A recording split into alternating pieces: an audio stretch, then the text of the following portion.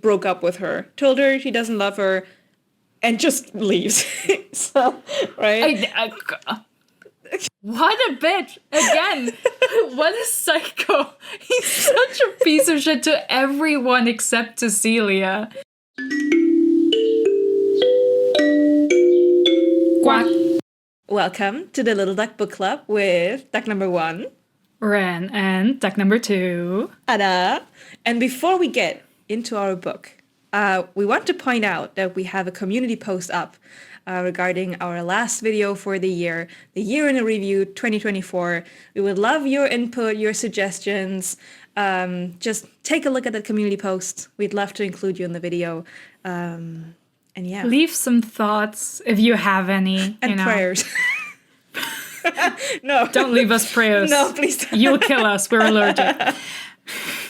But yeah, unlike other people who put out their year in review in the middle of December, which is psychopathic, I think, because the year's not over. We're recording it at the very end of the year. Yeah. The date is currently set for the 30th, so, real end of the year discussion, and then it'll be out sometime in January. Exactly. We'll see. So, but yeah, you have until the 30th to leave us your thoughts, your opinions, your requests, whatever. Yeah. We probably won't do requests, but you can leave them anyway. It depends on what you're requesting. If you have book requests that line up with what we had planned anyway, you're very lucky. But otherwise, yeah. Duck number 2 speaking here. If it's an unhinged suggestion, I'll probably like it. So that's true. That's true. Chance. Duck number 2 is very susceptible to crazy books.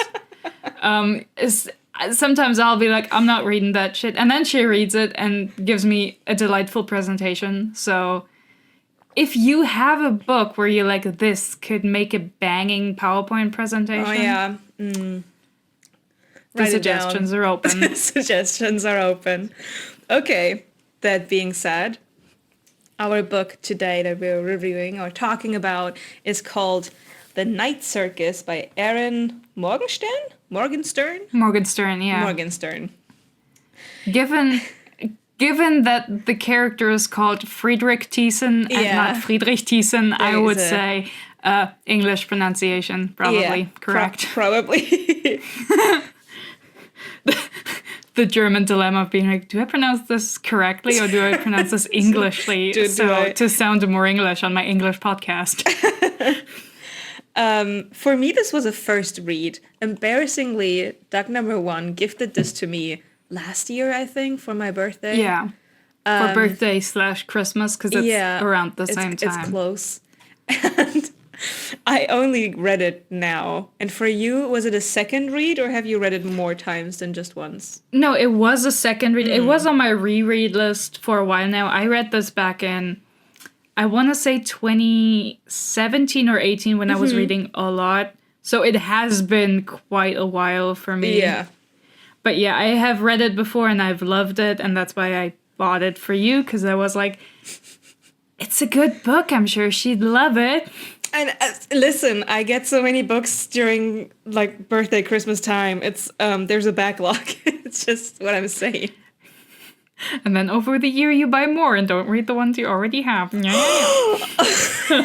dare you? And also you said it's a Christmas vibes book. So I wasn't going to whip it out in June to read. So even though I forgot, but a lot of plot relevant, like a big plot points happen around the 31st of October, 1st of November in the book. It does have the Christmas vibes. Like if you've been on a Christmas market, a proper Christmas market, this is like the vibes. The proper German Christmas market. Yeah. Yeah. Yeah. So what is it about, The Night Circus? The Night Circus is a book that, at least tangentially, is about a circus. That arrives at night. Mostly it arrives at night. And it only opens at night as well. It's open from sundown to sunrise. But mostly the book concerns itself with the people who came up with the circus, who built it, and the people who then work in the circus, and the two magicians who are using the circus as an avenue to show their skills and one-up each other with different new inventions or attractions they build for the circus, basically. It's like expanding the circus, basically. Yeah. Yeah.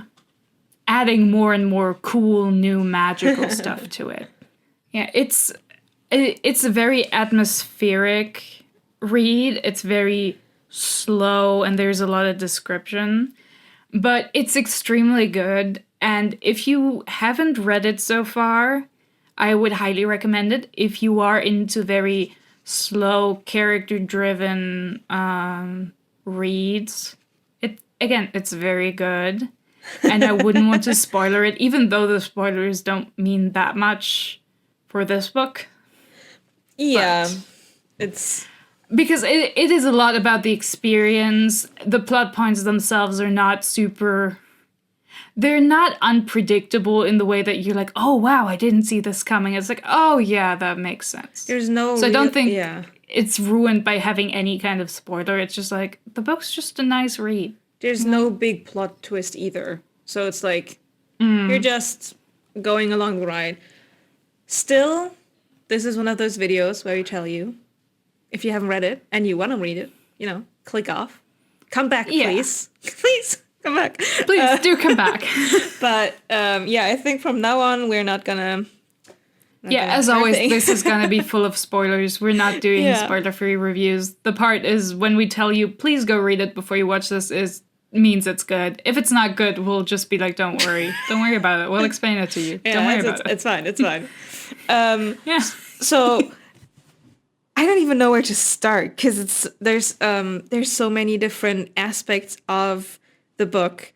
So maybe let's talk about the two men who started off the whole thing. About our two little freaks who decide to treat everyone like fucking pieces on a chessboard.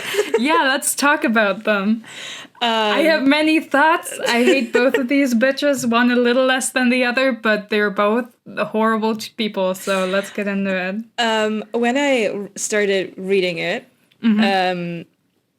both Hector and Alexander, he's written with a K, so I assume it's Alexander, right?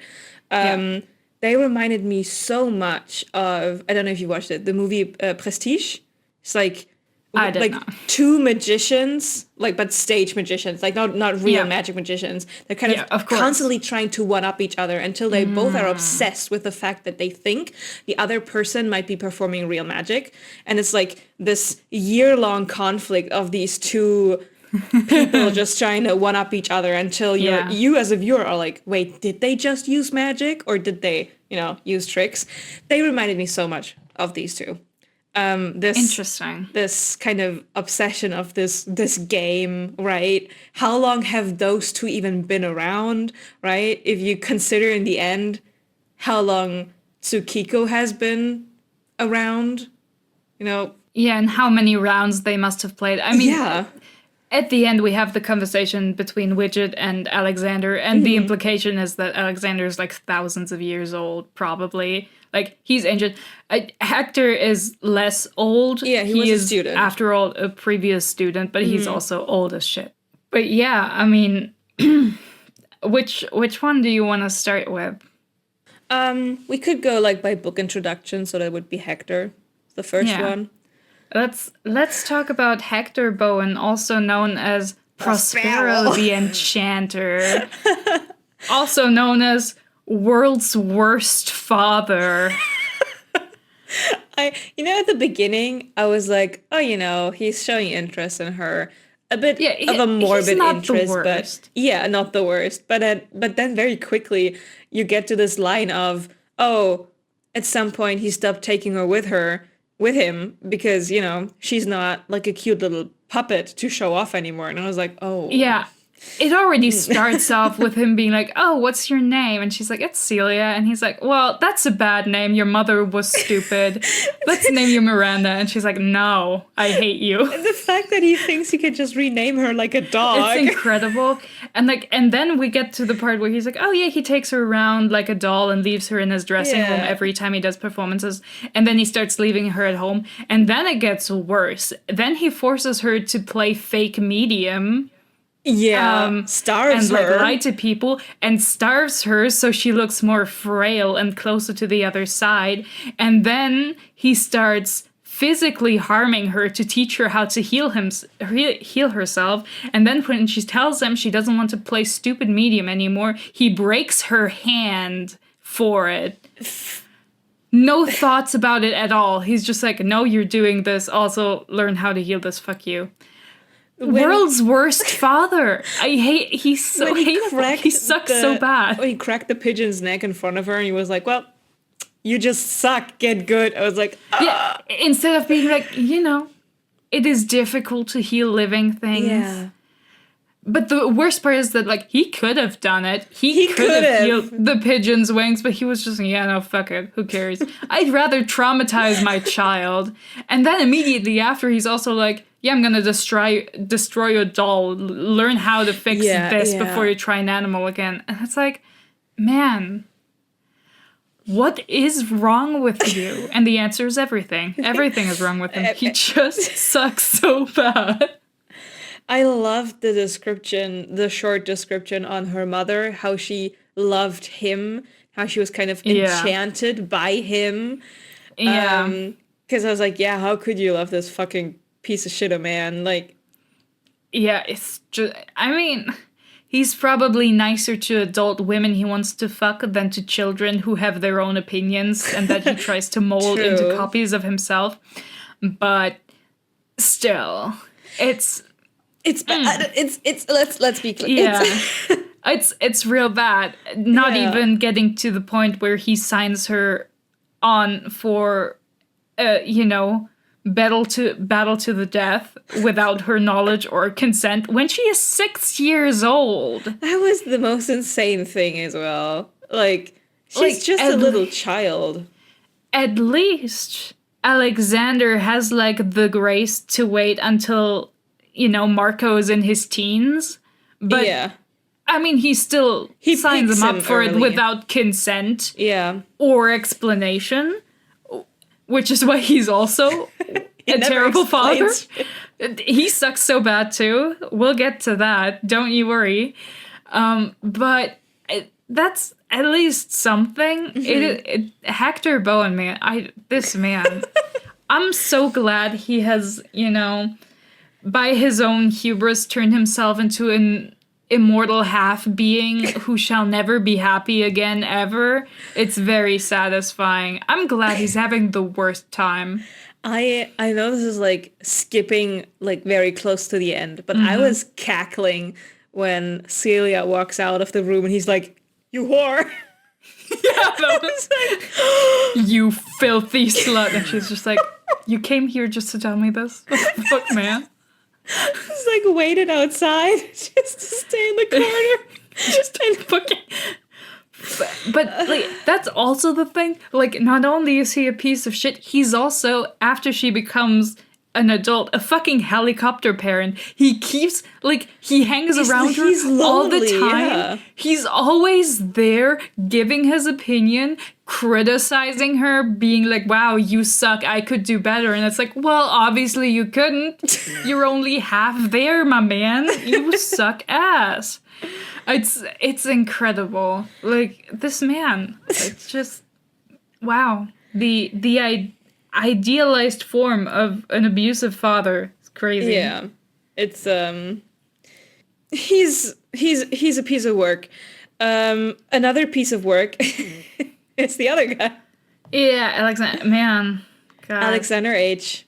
In the beginning, oh my God, I was so stupid. So for the book is written, it's like H, and then there's like lots of lines, right? Yeah. It's like, and I thought it was always like a hyphen in the sentence until I realized, no, oh, it's like space for like after his The like, rest of the name the that rest of nobody the can hear name. or perceive. Yeah. And I always thought it was like a hyphen because there's like a different thing starting. It's like, oh no, that's too long. Oopsie.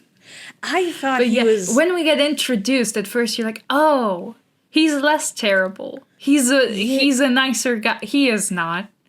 He is also entirely unsuited to dealing with children. He has lived for such a long time that I think, I mean, he even says it, right? At the end, he's like, well, if you live as long as me, you know, at some point. Yeah, I mean, I think somebody else also mentions that if you get this old, your feelings of empathy and like everything just erode. You don't see other people as people anymore. Which is not an excuse for being like this, man. He just, like, he walks, he's like, I'm gonna adopt a dog. He goes to an orphanage. He goes to the children's shelter and picks the child he likes the most. Yeah, he looks which one wags its tail, and he's like, okay, I'm gonna take that one. And, like, at first you're like, okay, he's taking up an orphan. Okay, respectable, nice. You know, Altruistic. cool. And then he's like, I don't care if you have a name. You can pick one later, but I don't give a shit. You don't need to tell me. Which is like, sir, hello? What?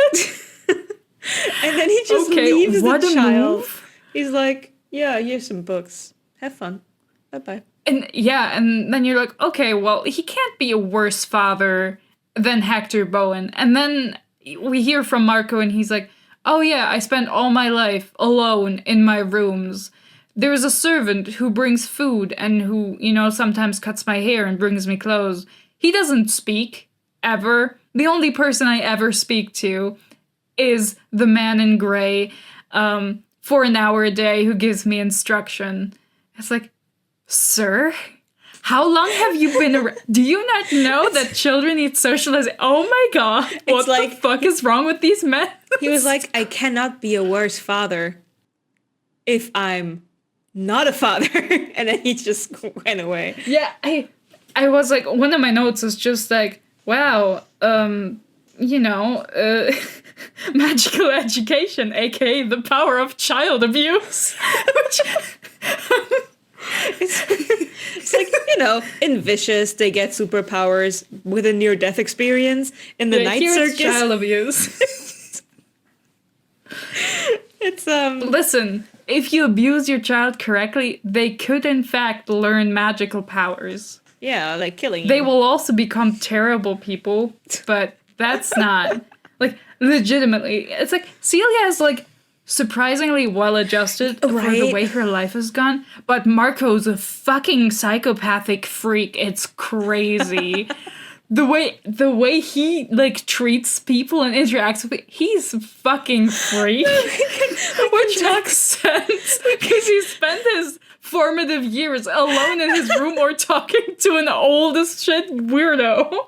Considering that, he's doing well. He is also surprisingly well-adjusted, but most of it because he has learned how to act like a person. Yeah. But not because he, like, means any of it. No. But yeah, I love these two as kind of the behind-the-scenes chess players. Yeah, they're like the ground zero of everything that goes wrong in this book ever. It's crazy. And they have such an interesting banter or, like, quip between them. Yeah, it does get kind of funnier because at first you're like, okay, what do these guys have going on? Like, were they like friends that had a falling out? And then you learn that Hector was Alexander's student and had a falling out because he was like, I could do better than you. And that explains everything about their interactions, why Hector is so much more aggressive and why Alexander is just kind of like chill. Okay, sure, try me, bitch, you know? Like, he has the patience of an exhausted teacher, but he's also competitive enough to, you know, keep playing death games with random people against his student to prove that he's a better teacher. I mean, he's also like, what else am I gonna do, you know?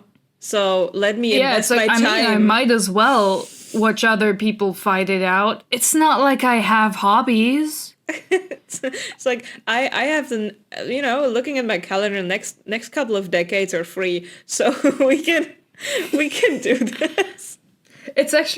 It's actually fascinating that the Night Circus itself, like, and the competition in it is on the short side for competitions they've hosted. It's where you're like, oh insane. yeah, the last one took like 30 years or whatever. And it's like, what the fuck, my man?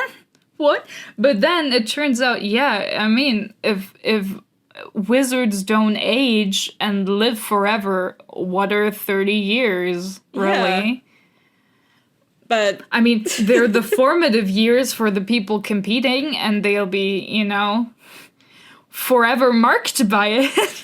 But, it's not a big deal, man.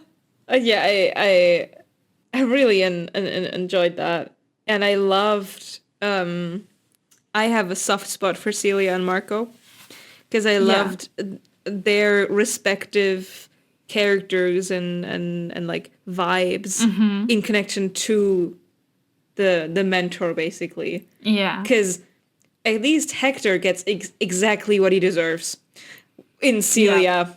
And Alexander is kind of like unfazed by Marco a little bit, but he's still disappointed in a way.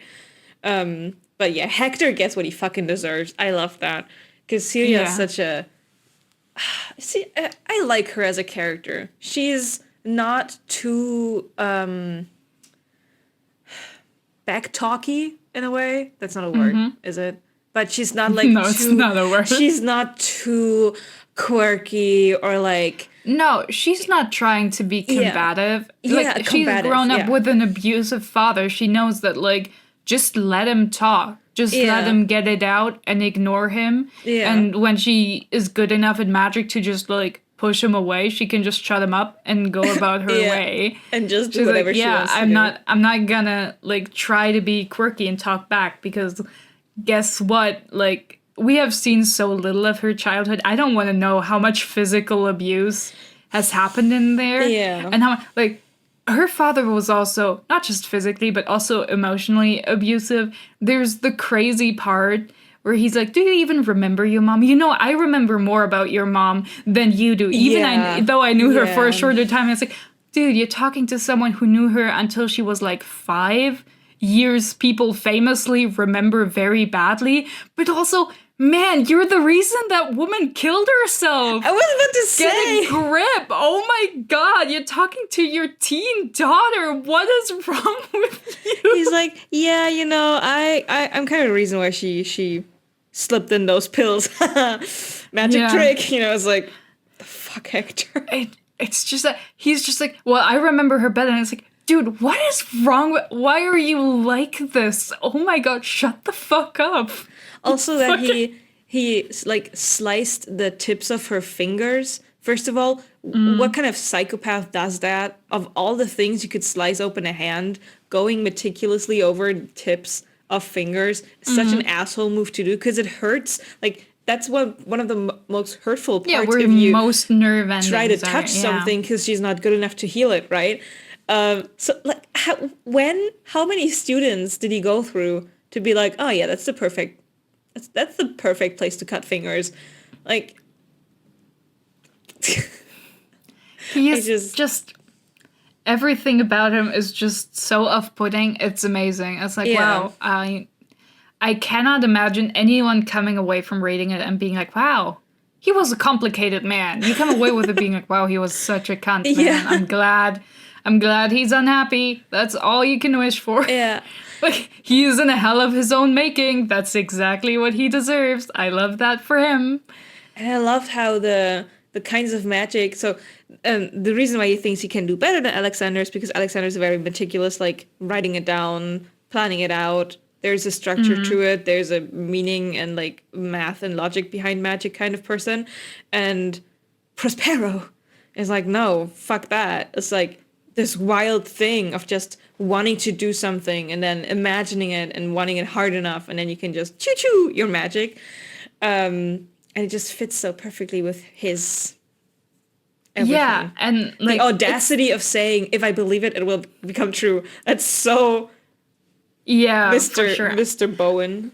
It's just he's just such a fucking guy. He's a man. Yeah, there's also this funny bit after he ambushes her and is like, "You're a fucking whore," where she like finds out that either she or Marco will have to die for the competition to end, and she's really mad at him, and he's like, "Don't look at me as if I'm not human," and she's like, "It's not hard. You're making it very easy." And it's like, yeah, dude, you're trying very hard not to be human. You're like, trying to escape death. You made yourself a half-alive thing just so you could never die. You're not really human. And don't complain, you little bitch. Like, you're literally... That's what you get. Turning invisible and coming back again in front of her eyes. What the fuck do you mean? Don't look at me like I'm not human.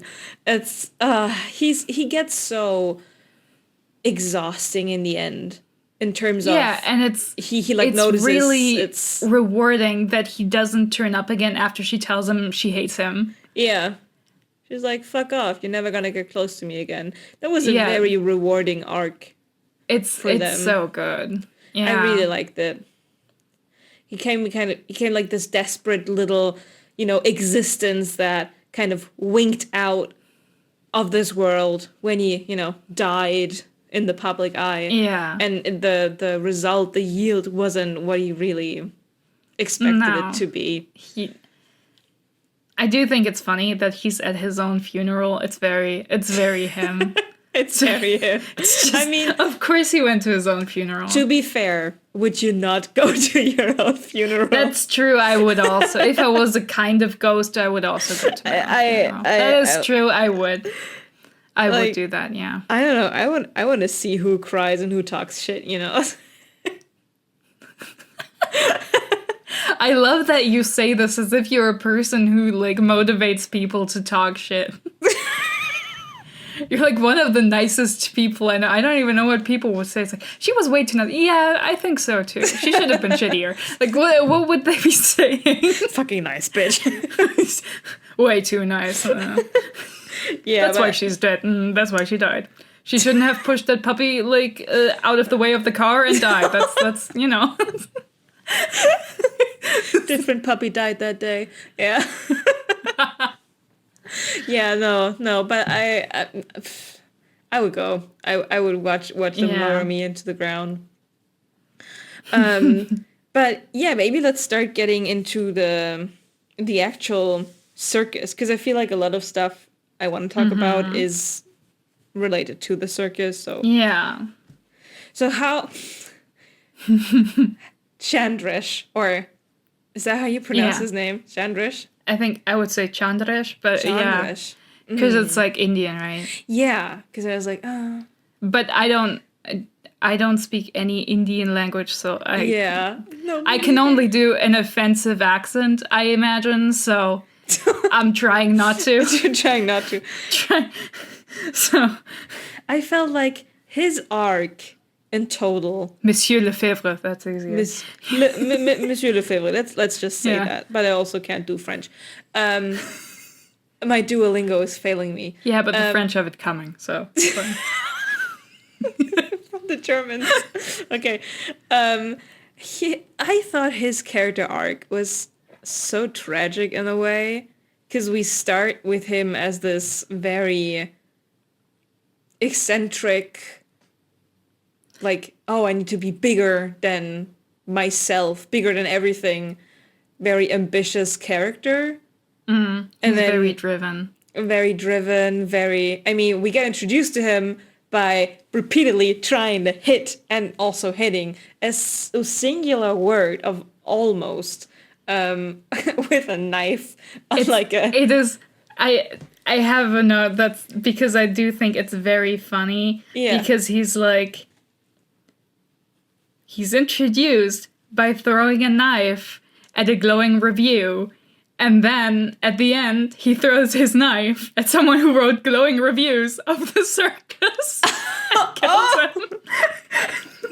Oh my Not god. on purpose, but that's a... There's a connection. Knife stuck in the glowing review, knife stuck in the glowing reviewer. That's how it goes. The circle of life, really. Oh man. Now you're making me sad again because okay. He's like a very, and then he ends up in a not so okay place, and it's all Marco's fault. Yeah, no, it's not just Marco alone, but he's like a prime example of like how damaging the competition is to everyone outside of it.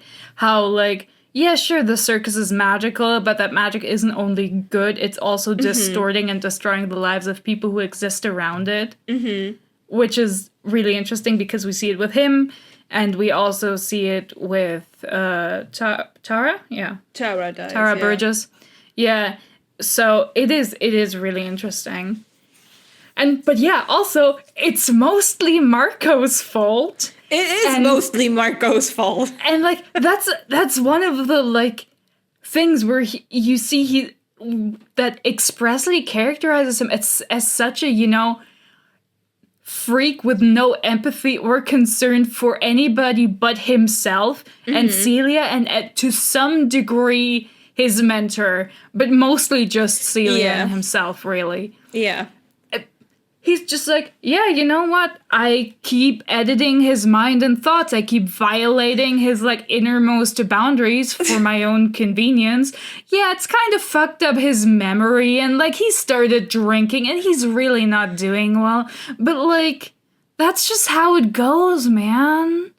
And that's not a me problem. I'm just leaving, He's just like, yeah, I love gaslighting my employer. How did you know? I felt so bad for him in this scene where he finds the weird, creepy magic book with people's hair inside it. I would also be like, what freak shit is my employee doing? Oh my god. And I mean, yes, he's going to steal my skin at some point. Like, I mean, he's already drunk, right? And he's like already spiraling. And then Marco just like illusions away all the books and everything, right? And like, and gaslights him hard. And it's like, there are no books, sir. What are you talking about? At least, yeah. You don't even have a whiskey bottle in your hand. Don't worry about it. It was never there. Why don't you go out and I'll get you some more alcohol? That'll fix the situation. I felt like at least Marco had the decency to have a fucking like close to panic attack afterwards and just... like, he did a little, but it was not about what he's done to this man. No, more like that he nearly got caught.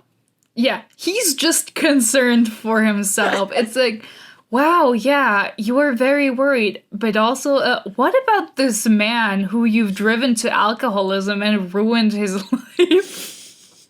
Marco? Hello? Marco, this man whose employment you wiggle yourself into by low-key enchanting him to be in love with you so he wants to employ you because he's into you.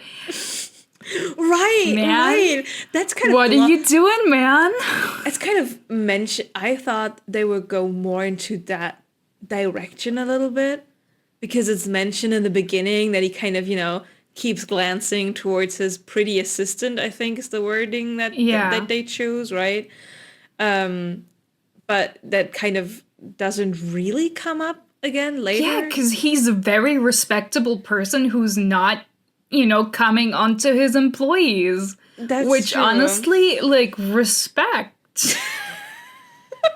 Like the bars on the floor. How many people in the 19th century his position would have, like, not even been like, oh yeah, if he says no, I'll respect it, but we're like, you know what? I'm not even gonna shoot my shot because it would be fucking weird of me. Yeah. Because he works for me and he's a good assistant who I want to keep. Yeah, I really like Chandrish as a character. Especially like the kind of, I like the stage theater director vibes. The let's make this an experience. Like, let's be outlandish. And other people are like, is this outlandish? She's like, not enough. We need more. He's like a true visionary who wants to create great art for the sake of it. Yeah. And that's really cool. It's very respectable. I mean, really, except for the mentors, almost everyone in this is like a good person who you want to see succeed, who you can like on their own merits. So that's not surprising, but like, yeah, I like him. He's great. Yeah. I feel very bad for his downward spiral.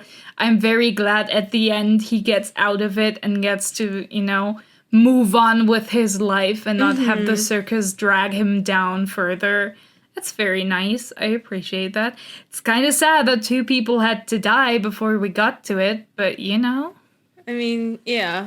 It's nice of like Poppy or Puppet Puppet to be like, hey, let's not give him those those memories back. Let's shut that door. Let's it's be like happy. You know what? It would literally help no one. Yeah. Let's just not do that. Let's just keep it that way. Let's just not do it, man. Yeah. I like the league of people he kind of amasses around him. Yeah. I really like Madame Padva. Padva. Yeah. I like the stylish older woman archetype. It warms something deep within my heart, especially if they are judgmental. Because she's an appreciator of the arts, of the pretty things.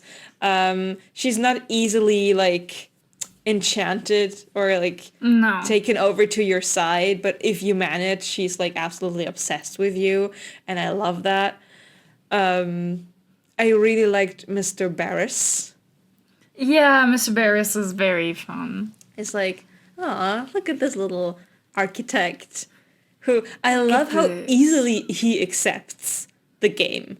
He's like, I think it's very charming that his introduction is basically, he's the last man you'd kind of expect at these midnight parties, and then but the moment he was there, he was like, actually, I should go to more of this. Yeah. Which is so charming. It's like, wow, yeah, sometimes in, the most boring engineer, there is a dreamer who's interested in making unrealistic magical things. And he just goes for it. He sees the chance of, this is actually some place where my extreme thoughts can go out. And for some reason, these people are able to make them a reality. So let's just go to town with it. I just thought he was very endearing, sort of. Every interaction Mr. Barris has is like, aw, kind of cute. And I loved I loved him as a middle ground for the expansion of the circus, right? People have to kind of go through him to create new tents, new attractions, in the way he kind of juggles both Marco and Celia. And they are also both very respectful of him going, I know who the other person is, but I'm not going to tell you. No, I'm not going to tell, because that's not my secret to tell. Exactly. So I thought he was an interesting angle in the whole thing. And then we have the influencers. The Burgess sisters. The Burgess sisters. At first, I was like, okay, whatever. They exist. These two. No, because I was like, oh yeah, they exist. They have the value to them.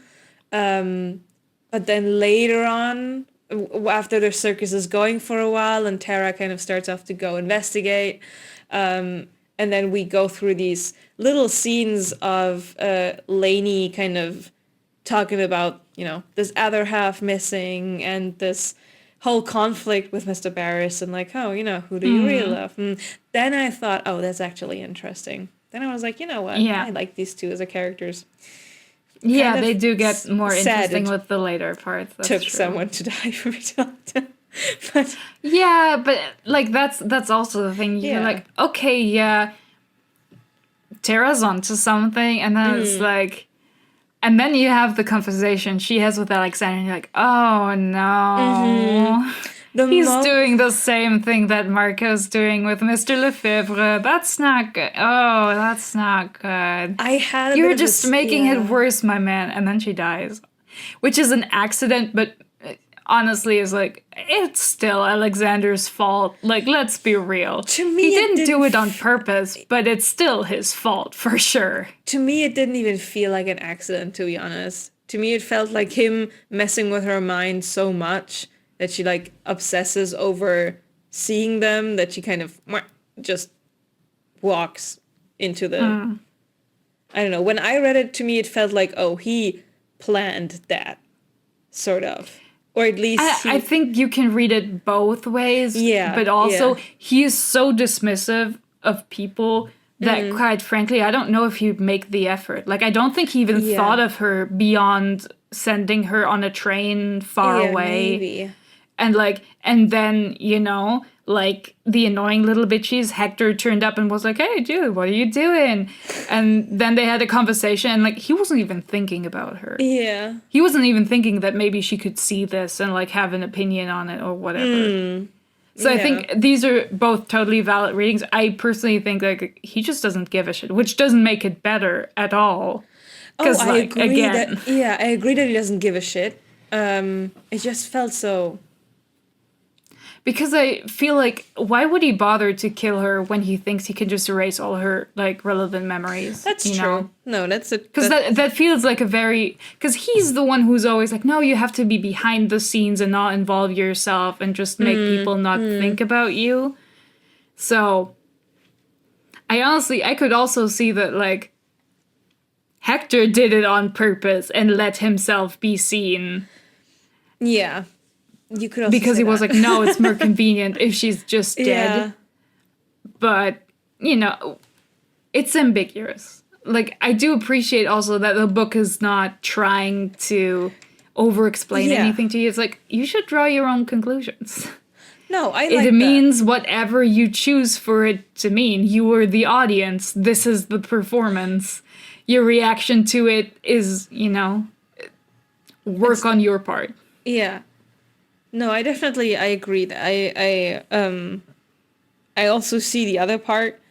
At first, I was like, this guy, he killed her, what an asshole. And then there's the funeral, right? Yeah. And people are like, oh, it's such a horrible accident. And I was like, no, it wasn't. And then the more I read, I was like, these are all oddly convinced that it wasn't. Maybe it was it was an accident.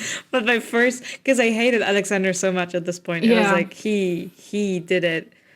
It's like, I can prove it, but I know. I can totally see that. I'm not sure, like, I don't think we get a definitive answer on what exactly happened. Yeah, we don't. But I also think that, like, it's also not that surprising that people think it because, like, the circus has already done, like, damage to her mentally. Yeah. And we do have Celia, even very early on in the book, remarking on that dinner where she meets her, that her laugh reminds her of her mother. Mm-hmm. So it's like, okay, she's already had those depressive tendencies before. Yeah.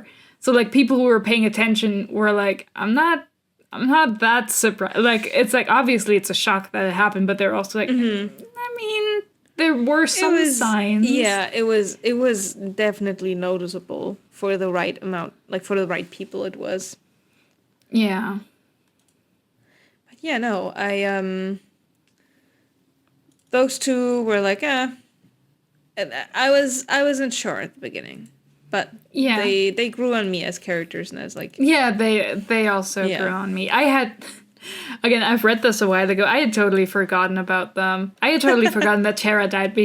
Like, I remembered Hattiesen's death, obviously, because that's, like, very, very important. It's traumatic. And he's way more relevant to the plot directly than she is. But, like, I was like, oh, she died. I forgot. Yeah, it was like, wait, I don't remember her getting on the train. Then I was like, because she doesn't. Haha, true. We also have Tsukiko, who Yeah. I would say is part of the inner circle. She Yeah. joins a bit late, but she joins a couple nights. But also not that late. Yeah, it's still in the early stages. She's the first performer they basically cast. Yeah, she turns up and is like, when you see me perform, you'll know what it means. And she's like the most incredible contortionist. Yeah. Later we find out it's probably helped along by magic. It's not all natural skill, but you know. Yeah, no, she is kind of an enigmatic figure. She's often there and makes like pointed comments. She has a lot of insight, but she doesn't share a lot of it. Yeah, she's like standing in the shadow, watching. Yeah. Which makes sense, because she's so old that she's not really involving herself that much. And it's also, like, yeah, she also had her own, like, death battle going on, where she lost the person she cared about most in the entire world. And since then, she's not been having a great time, which... I mean, fair enough. I get it. That sounds tragic. Especially if that person kills themselves just for going up you in flames, explicitly. That's not great. Walking into a column of flame, just ashes in the wind. No, but also, she's not ashes in the wind. I assume it was Tsukiko who preserved her, because she's like, my opponent is just a column of ash somewhere... where was it? Somewhere in Japan. Yeah, she does say, I think, the province or whatever, but I forgot where exactly it was. Something with an H?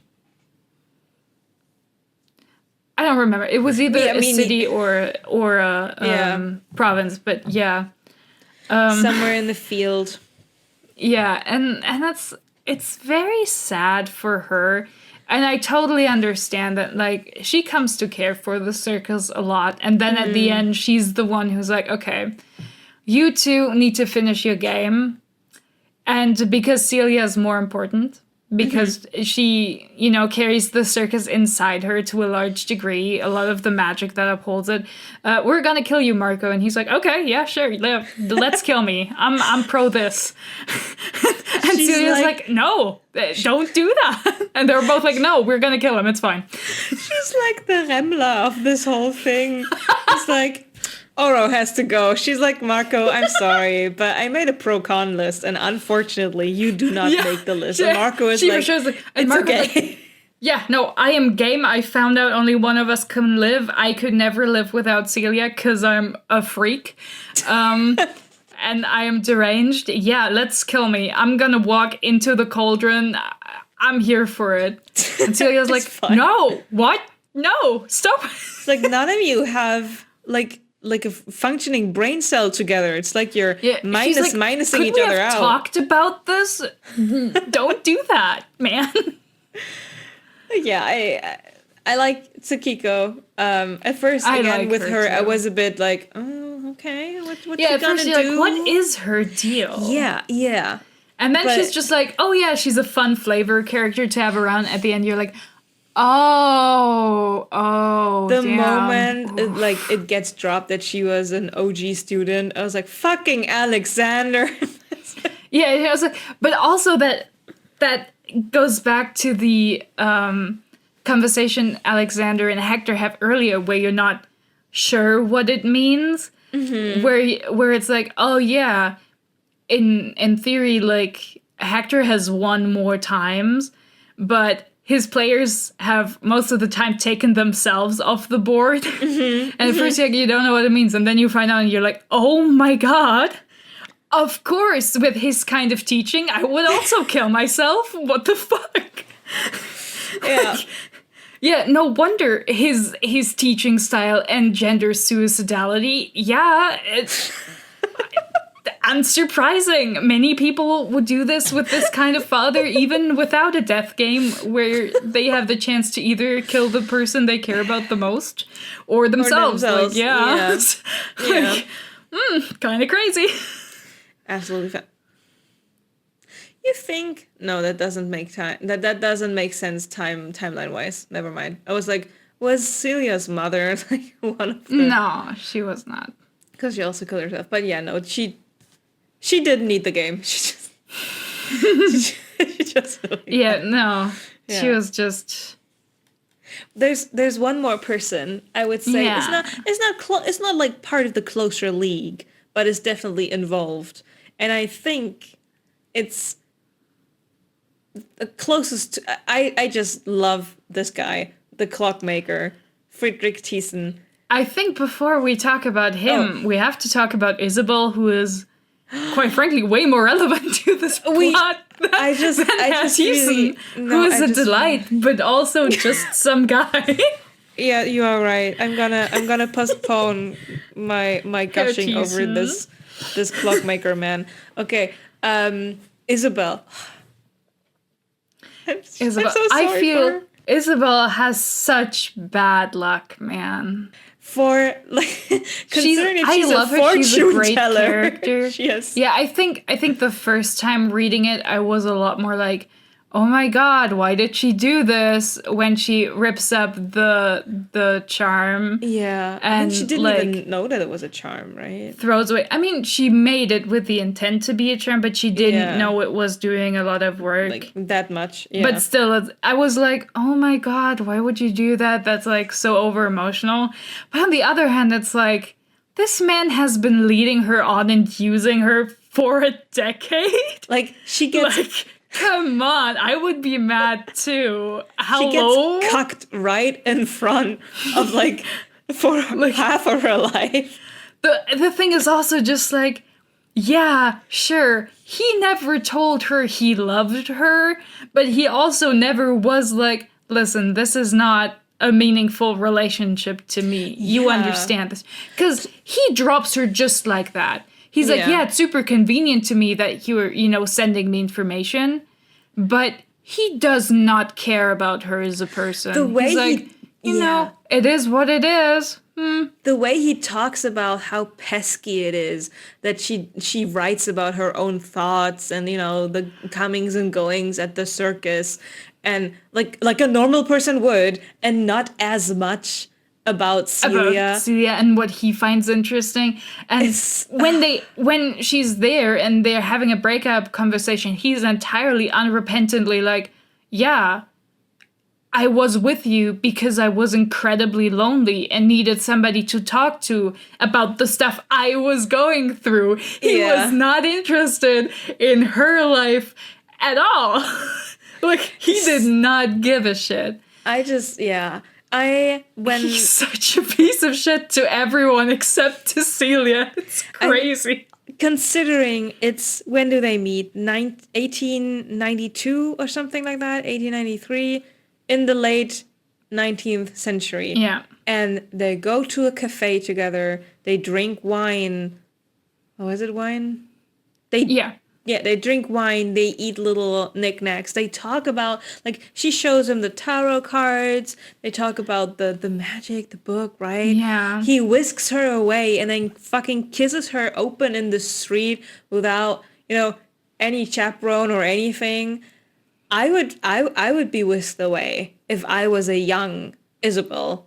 If you're a young Isabel who just ran from an engagement you didn't want and escaped your family, and now you're all alone in London and you don't know anyone or what to do. Yeah. And this charming, beautiful man shows you like magic and he believes you have like skill with your cards and he shows you magic and is willing to teach you some of it.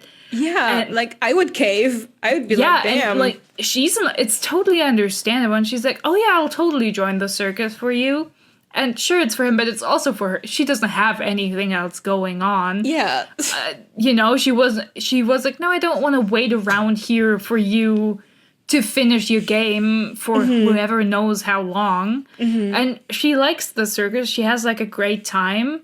But it's, like, there, she likes people, they like her, she feels like a part of something. She becomes an integral part of it, yeah. Yeah, but I also love that at the end, she sets herself free. Like, she's like, you know what? No, this is not for me, I don't want this, like, it's just too heavy for me, and I would rather not do it. But even then, like, she still chooses to help the circus by not just leaving, but going to Marco and, like, you know, blowing the teleportation powder on him. But also she gets to, you know, free herself, break up with him on her terms, and, you know, walk away knowing she's done all she could to make it right. Because, I mean, he, like, one-way street broke up with her, told her he doesn't love her, and just leaves. So, right?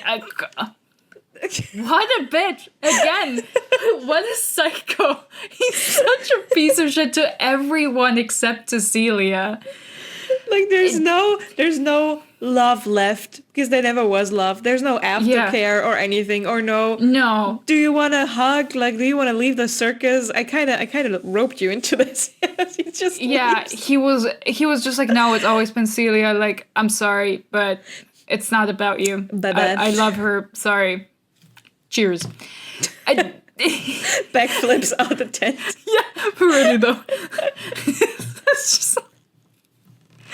Yeah, I felt bad for Isabel. Like, Isabel had a hard time. I didn't, especially after she, you know, breaks her charm and then immediately someone dies, which was not her fault at all. Like, this cannot be put on her. Like, it is indirectly Marco's fault for fucking up Monsieur Lefebvre. It is almost directly the fault of the worst man ever, Hector Bowen, who convinced Monsieur Lefebvre to take his knife and try to kill Alexander. What the fuck, man? Why would you do that? You're deranged. I hate you. Everything bad quirky. Happens because of you. Oh my god. Hector, stop it. Legitimately, you were just like, Hector, no. The fact that Hector was like, let me tell you something. Yeah, but really though. He's like, let's try this little thing. It might work. He's like, did you see? He had no shadow. Oh. He's just hallucination. You can kill him. It's fine. Remember what the child said. No shadow, my man. He's just such a fucking Hector Bowen. I just imagine the origin point of all the worst things that happen in this book. Oh my god! I just imagine Hector standing like behind a tent, being like, "Is it working or not?" Just tippy-toeing out of the circus when he notices there was a murder. I completely understood Isabel when she kind of ripped the ribbons, because it was a very she spent weeks, months, if not years, on learning the charms, making the ribbons. That's kind of like the thing she associates with Marco. Her ripping up the ribbon is, and it was for him. Like, it was also for the rest of the circuits, but it was mostly for him to keep him safe. He's just like, yeah, actually, I don't need you. I never needed you. You were just kind of convenient. Sorry. Bye. I'm off to see my true love. I mean, she doesn't rip up the whole hat. She rips like one ribbon, I think, and then like she unravels the knot and the card falls out. Yeah. So it's like, no, I think it's totally valid. I can understand if like maybe I was 10 years younger and I'd be in my like, oh no, such a bitch face, then I'd be super pissed at Isabel, but I'm like, no, girl, I understand. No, I think when I read it, I was just like, wow, why are you so emotional about this? It's just a breakup. It's just a breakup with a guy who stole her entire life, basically, tying her for to whom she spent like 13 years working for the circus. Yeah, I know. Don't, it's not that serious, bruh. Yeah, I was just like, it's just love, man. That's not that deep. Romance doesn't matter that much. I'm not surprised. I mean, yeah, it's, you know. But it's the same reaction I have when like characters cheat on other characters because somebody else is like attractive or whatever, and I'm like, dude, sex doesn't matter. What are you on? It's the freedom of experiencing neither is very fun because you're like, wow, these people are crazy. The carnal flesh, yeah. Yeah. Being era ace means you're winning all the time. You're like, yeah, I don't have to think about this shit. Cool. Out of my way, gay boy. I'm about to not get it. Before we jump to the best man, there's Puppet and Widget, who... Oh, I don't care about, because they're kids and plot devices. First also and kind foremost. of important characters. Yeah. At the beginning, I didn't know where we were going with them. I was like, okay, obviously they're important. They're being born right before the binding takes place. And right after. And right after. It's like, beep, boop, you know. Yeah. So... It becomes more, like, thematically interesting also when you find out, oh, nobody has been born or has died in the circus since the, you know, inaugural lighting of the fire. So it's like, oh, okay, I see. And they are the There's only something ones deeply wrong here. And they are the only ones aging, right? Yeah. So that's I think everyone else also ages just very slowly. I think they're not completely frozen, but they still age. But yeah, the children age normally. The two of them. When then Bailey got introduced, I was like, okay. This is why we need the twins. Yeah, when Bailey meets Puppet, and then it's like, okay. I see. I get it now. They were fine as characters. They're fine. They're not annoying, but I also don't particularly care for them. Yeah. They're not interesting to me. They're like, oh, they're magical children, and... Yeah. Cool. I liked Widget a little bit more than Puppet for the simple fact that he was just more of a... he was like, okay, so what? I'm just gonna... Yeah, Widget has... It is, unfortunately, an extremely heterosexual book, even with the implication that Tsukiko is, like, a lesbian or whatever. Yeah. But it's still, like, the heterosexuality oozes off of it with, like, the Puppet Bailey stuff, where it's like, you know, they could have just been friends, right? They could have all three of them been, like, friends or, like, a sibling they never had or whatever. Mm-hmm. It didn't need to be a Puppet Bailey romance thing. Right? Because I feel like that Widget was has unnecessary. Because Widget has a lot of, like, interaction with Bailey as well. Yeah, and I was like, oh, this could be, like... Because it's also, like... Oh, a triangle is, like, the most sturdy shape you can have. That you can base on. And I was like, oh, they're going to be the foundation of the next generation of the circus altogether. Yeah. But not really. Because I was also like, oh, they're going to... Because it's not stable to, you know, put it on two people. Because two people, like, pull in different directions and they can, like, but three people is, like... You know, like, it's a common, like, thing in, like, magic and stuff where it's like, yeah, the triangle is, like, very stable comparatively, and having 3 points is, like, you know. Yeah, no, I get where you go. And I was like, oh, cool, so they needed a third person to, you know, finally make it work. That, and, like, technically, sure, they all contribute, but at the end, Bailey is carrying most of it alone. Yeah. He does take the page with Widgets and Puppets, like, signature and stuff, but... That too, but it's also just, like, it doesn't feel like they're doing it together, even though you have the scene where, like... Yeah, sure, Bailey takes over the responsibility from Celia directly, and then Puppet takes the legal responsibility from Mr. Lefebvre, and then Widget takes over the leftover metaphysical responsibilities from Alexander, who helped create it as, like, a battleground, and he, you know, kind of buys it from him, like, takes it over. But it still doesn't feel like it, because at the end, Bailey is performing the spell to incinerate the new bonfire all by himself, which I feel like is a waste. I feel like the other two should have been there. I guess... Especially since they both also can do magic. They've been trained by Celia to do magic. Why are they frozen with everyone else when Tsukiko is also walking around? That doesn't seem fair.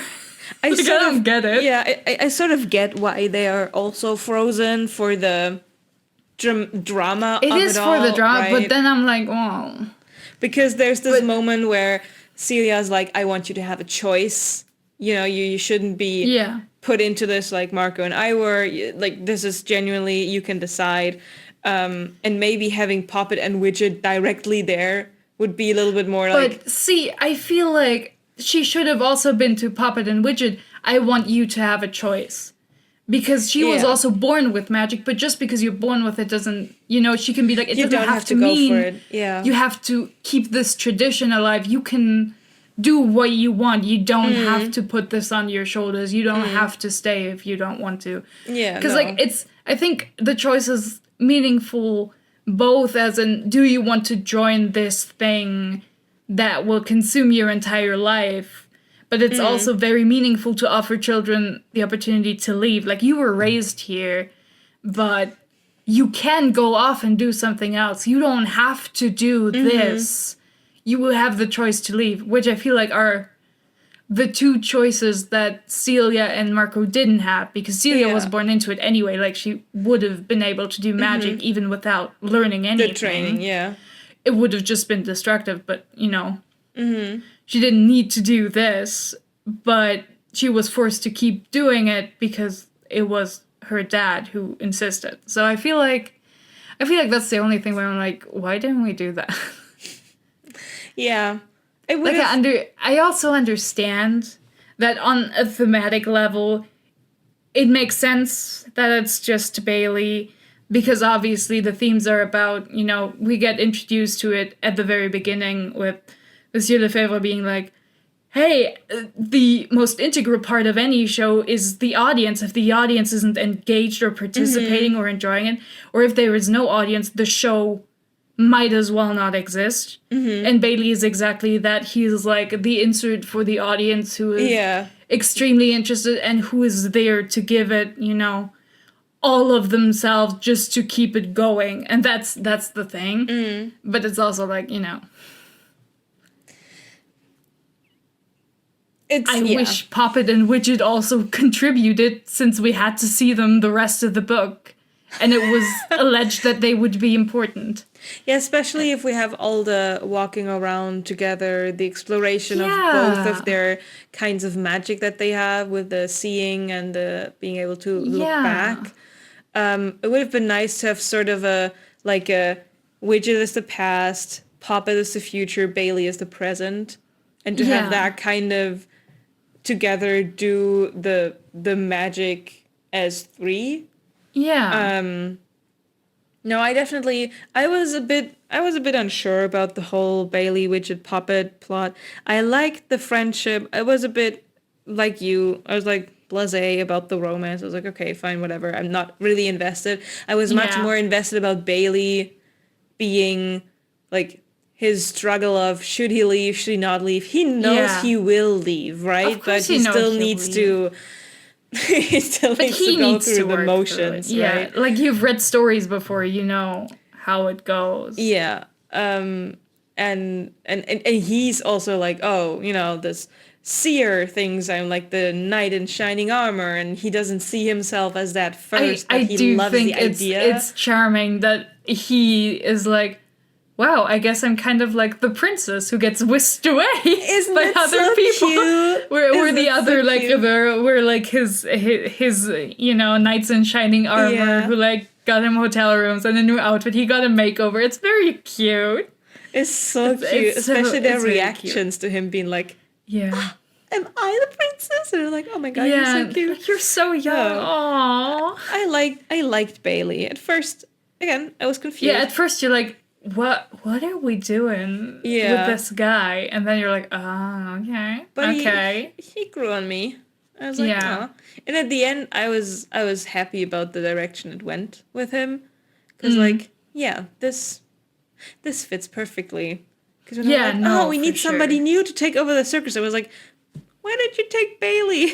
And then it's like, oh, they actually are? Okay. Oh, yeah, they are taking Bailey. They did lead you there, yeah. It was like, well, why don't you take this guy?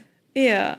And I also love the whole reverse people kind of taking him there.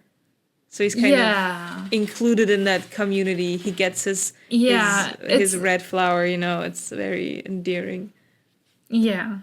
And like it's also cute because ultimately he does become like the bridge between the audience, between, all the fans and the performers, what the thing the director is supposed to be, who makes sure that like the communication works and like, connection one. Yeah. Yeah.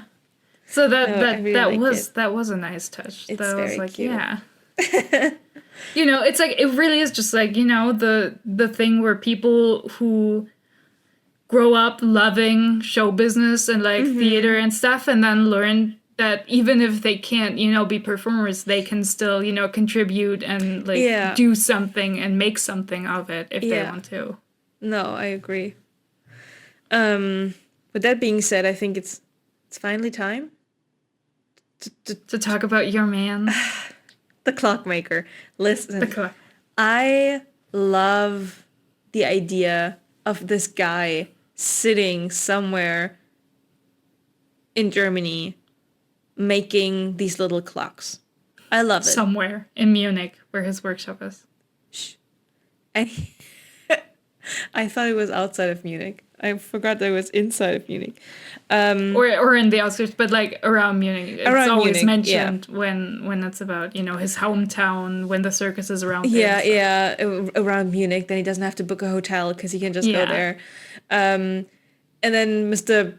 Barris, I think it was, coming in and being like, hey boy, we want you to make the coolest, sexiest clock you have ever made. And he's like, and we want it to be like a dream.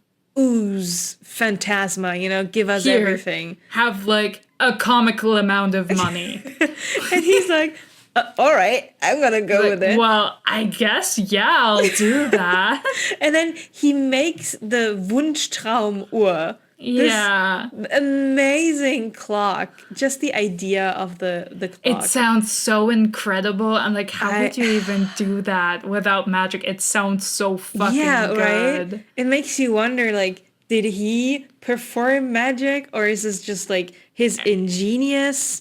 I think it's just like skill, but it sounds so good. Like, I mean, any like advanced skill, if you don't understand it, is indistinguishable it sounds like from magic, right? Yeah. But he makes this incredible clock, sends it off, gets another comical amount of money back, and they're like, "Yeah, we love your clock. If we have any problems, we'll call you." And then he just kind of forgets about it. Yeah, and then somebody comes to him and is like, "Hey, there's this cool circus, and they have a clock that reminds me of yours. You should check it out." And he goes, and he's like, "That's my fucking clock. Oh my god, that's cool. I would have used a different varnish here." Yeah, he's like, "If I'd known it had to withstand being outside, I would have done things differently. But the clock's still going great. It looks amazing." He's so happy. I love how he forgets to tell the person at the ticket booth that like his clock, he's just like buys a ticket, goes in. It's just like, oh, maybe I should have told someone that. Wow, and he's. Because I think up at this point we don't get like that kind of outside perspective on the circus. We have these chapters in between. We have the short sections that invite the reader to imagine themselves in the circus, but so far we don't get the complete like character outside perspective. And I love how he starts his little cult. He is just such a fan that he starts the fandom. He is writing about the circus nonstop, and people start writing to him, and he writes back. And it's so charming. One text gets into a little newspaper, then into a big newspaper, then Europe, then all over the world. People start dressing in the colors. They start recognizing him. He makes clocks that look like, the circus attractions part and of the tents. Attractions for other people he met, for his friends. And he gets invited to the night outs, and he's so gentle with everyone around him. He's just so in love with being this dreamer and just loving the circus. And I really liked his characterization when Celia visits him. Yeah, he's the only one outside the circus who recognizes her out of costume, and he recognizes her immediately. And it's so charming. And he does make her fluster a little bit. He's like standing next to his clock. He's like, oh, I made this little figure. And she's like, oh, did you? Oh, I guess. I don't know why I feel this way. And he's just rambling off on his clocks. And he's like, oh, this is also pretty. La, la, la. No, I really like their friendship is also so cute. It's so just nice. Lovely. It's like whenever he visits, they sit together and just talk about the dreamers, and because for her it's also so important that the people enjoy the circus, and she makes so many attractions not based on how pretty, not necessarily based on how pretty will Marco think this is, but she's like, oh, I want this kind of room for wishes, and this kind of what's it called? I forgot, the merry-go-round. No, carousel. Merry-go-round is something else. I love how you're gesturing so wildly, just like circles in the air. The carousel, where she always wants a certain amount of whimsy because she loves this outside perspective of the dreamers, and they share that, and I was like, of all the people, of course he dies, of course they're coming for the number one dreamer to visualize. They're coming for your guy. Your favorite guy is not safe. Always. If I open a book and I immediately have a favorite character, it's over for them. Yeah. No, I mean, it makes sense, right? He's the number one dreamer. He's like the heart of this whole thing. And to symbolize the decay of the circus, him dying it's perfectly fine in the story and everything, and it makes sense. It's an important, but it's also an important part that the dreamers go on without him. Yes. That he leaves a legacy that can stand even without him there, which is, for the most part, until Celia gives it to somebody else, not the case with the circus. She knows that if she dies, the entire thing falls apart. Yeah. He built something that is self-sustainable because it doesn't hinge on a certain skill. It didn't just connect people to him. It also connected them to each other, and they were all carrying these dreams together. And we also see this with Bailey, who's just like integrated, and people are kind to him and just like include him happily. Like they want to build like this network with him, and it's very, very sweet. Yeah. I really liked him. Every time we saw Friedrich, I was like, oh, yeah, let's go. I also think it's very charming that the book has for every part an excerpt of his fictional reviews of the Night Circus. It's just very cute. At the start of the book, right? You're like, who's Friedrich Thiessen? There's also one of his. And there's this, the one quote, Oscar Wilde, okay, whatever. Who the fuck is Friedrich Thiessen? Yeah, but most of the time you go like, okay, I just don't know this guy. Probably like some writer, whatever. I'm not an English major, whatever. Yeah. And then you're like, wait, it's a guy from the book. He's here, my guy, the clock man. But he's not in the circus. Where are his quotes there? And then it's like, ah, it's very sweet. Yeah. I do be liking him. Do we have other characters except for, the big two that we didn't cover yet? No, I think we did cover everyone. So, Marco and Celia. I loved the first time they meet. It's so fun. It's lovely because we have it from Celia's perspective. Yeah. Mostly because she doesn't know who he's... But also first we get it from his perspective before he knows who she is. And he legitimately is just like, oh, she was so radiant. I forgot what I was supposed to be doing. Beautiful. Which is so funny. He was just like... And then, he's asking her questions. And then he's like, she's my opponent. And then he's like, oh no, scared TM. He's like, oh no. And then he sees her work and he's like, oh no. And that's like also the first sign that like this was never a real relationship. He comes home and is like panicked about Celia, and Isabel tries to talk to him. He entirely ignores her. He does not hear her. He is just thinking about Celia and her magic. It's really... So, how did she did it? How did she change the color of her dress? It's just like, and Isabel's just like, what happened? And he just does not. He doesn't even notice she's there. He's gone. He's not there anymore. Yeah. And it's also interesting because the way he storms in, she's like, she was in the middle of braiding something, and she has to abandon it because he's so stressed and he broke her concentration. Yeah.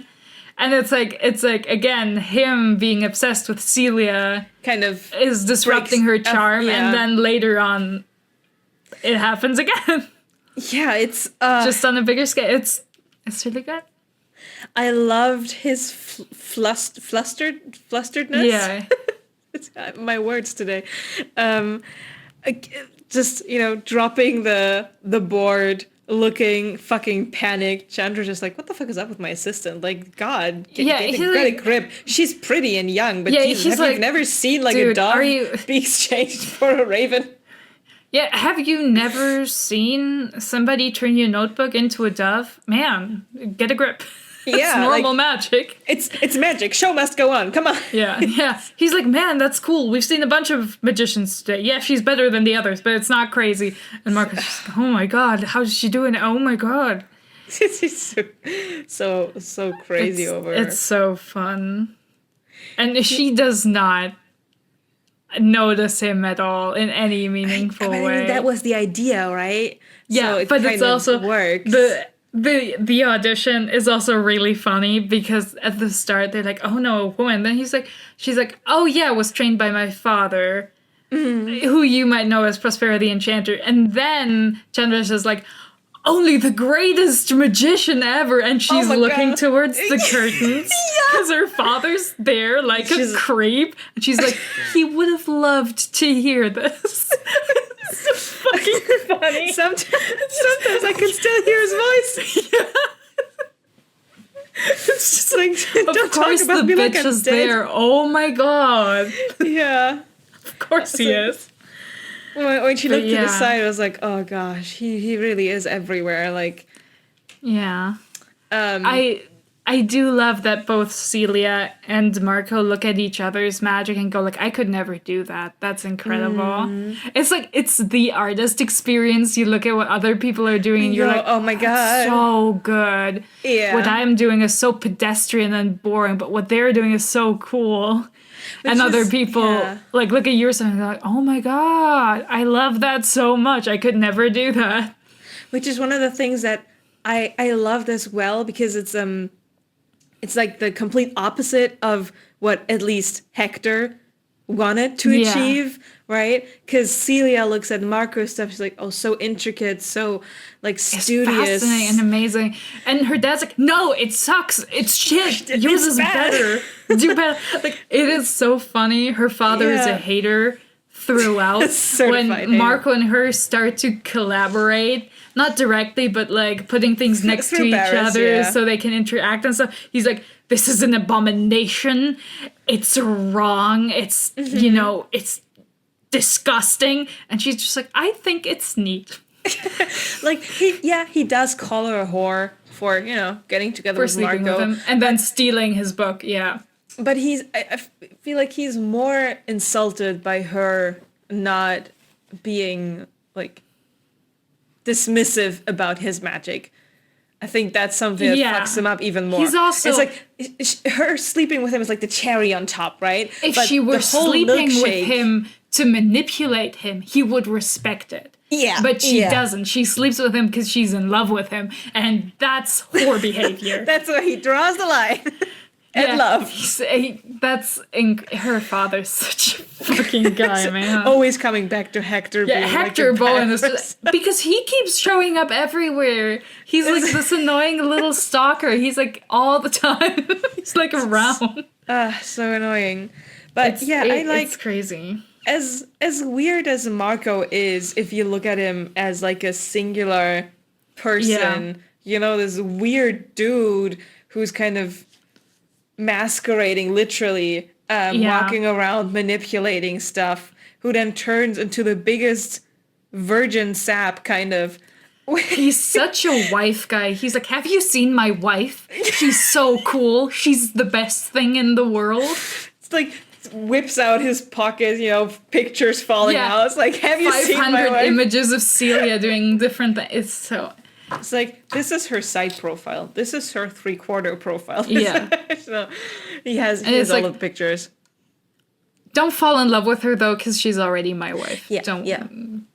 No, I do think that it's very funny that their branding is in fact on their ring fingers as like like an engagement, and they're like, oh yeah, I'm already promised to someone. Don't they even say at some point they already are married to each other or something? Yeah, but hilariously, we know from Tsukiko that that's not always the case, because her brand's just at the back of her neck. Yeah. So it's like, Alexander, why did you do that? You didn't need to do it like that. Because then also, later on, he's like, oh yeah, I chose her to compliment him. And it's like, my man, and then you're surprised they fall in love? What is your deal, sir? Are you stupid? He probably saw Hector put it on the ring finger, and Hector probably put it on the ring finger because he was like, man, that's whatever. Yeah, that's a fun little thing. And then he was like, with Marco, he's like, it has to match. It's just also put it on the ring finger. He was like, can't put it anywhere else. This was ruin the aesthetic. We need to also put it on the ring finger.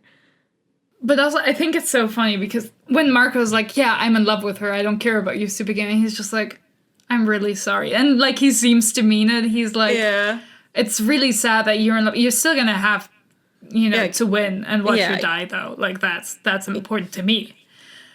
And I do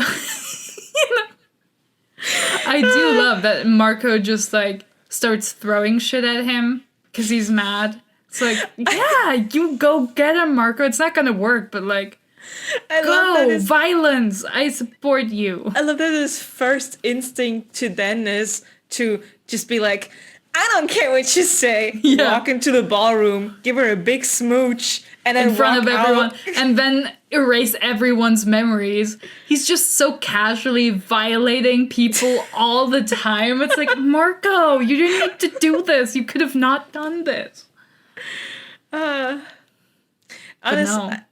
I mean, he's kind of not a good person, but he's afraid, but like that's the appeal in romance. Like they have to both be a little crazy. Like that's why it's like, that's why it works. Yeah, I really like their scenes together. Yeah, amazing. The little bit of dancing, the very obvious, advances from the beginning. They're not like, oh, no, we can't, because they don't know that's like a rule of the game, sort of. They're like, oh, well, stuck together, stay together, and then they immediately flirt with each other. But I also love that when Marco reveals himself to her in the rain in Prague when she accidentally took his umbrella, she just, like, he looks like the saddest, wettest puppy. He just wants her attention. She laughs in his face and then disappears. It's amazing. I love that she always disappears every single time. She's like, whoosh, I'm gone. I learned this from my dad. Just don't be there. Just disappear. Just, you don't need to be present. It's fine. Don't worry. Disengaging from the fight is always an option. Yeah. She's like, walk away. It's always a choice. Just leave. Walk out. Just leave them. Leave your partner. Yeah. I really like the scenes. I like the whole, you have my shawl. I like the 19th century etiquette about it. They don't fall over each other in the banquet room and like get all hot and nasty. They touch hands, and it's like they don't fuck in her performance tent or whatever. But I was so scared this was gonna happen at some point. I was like, no, this is a good book.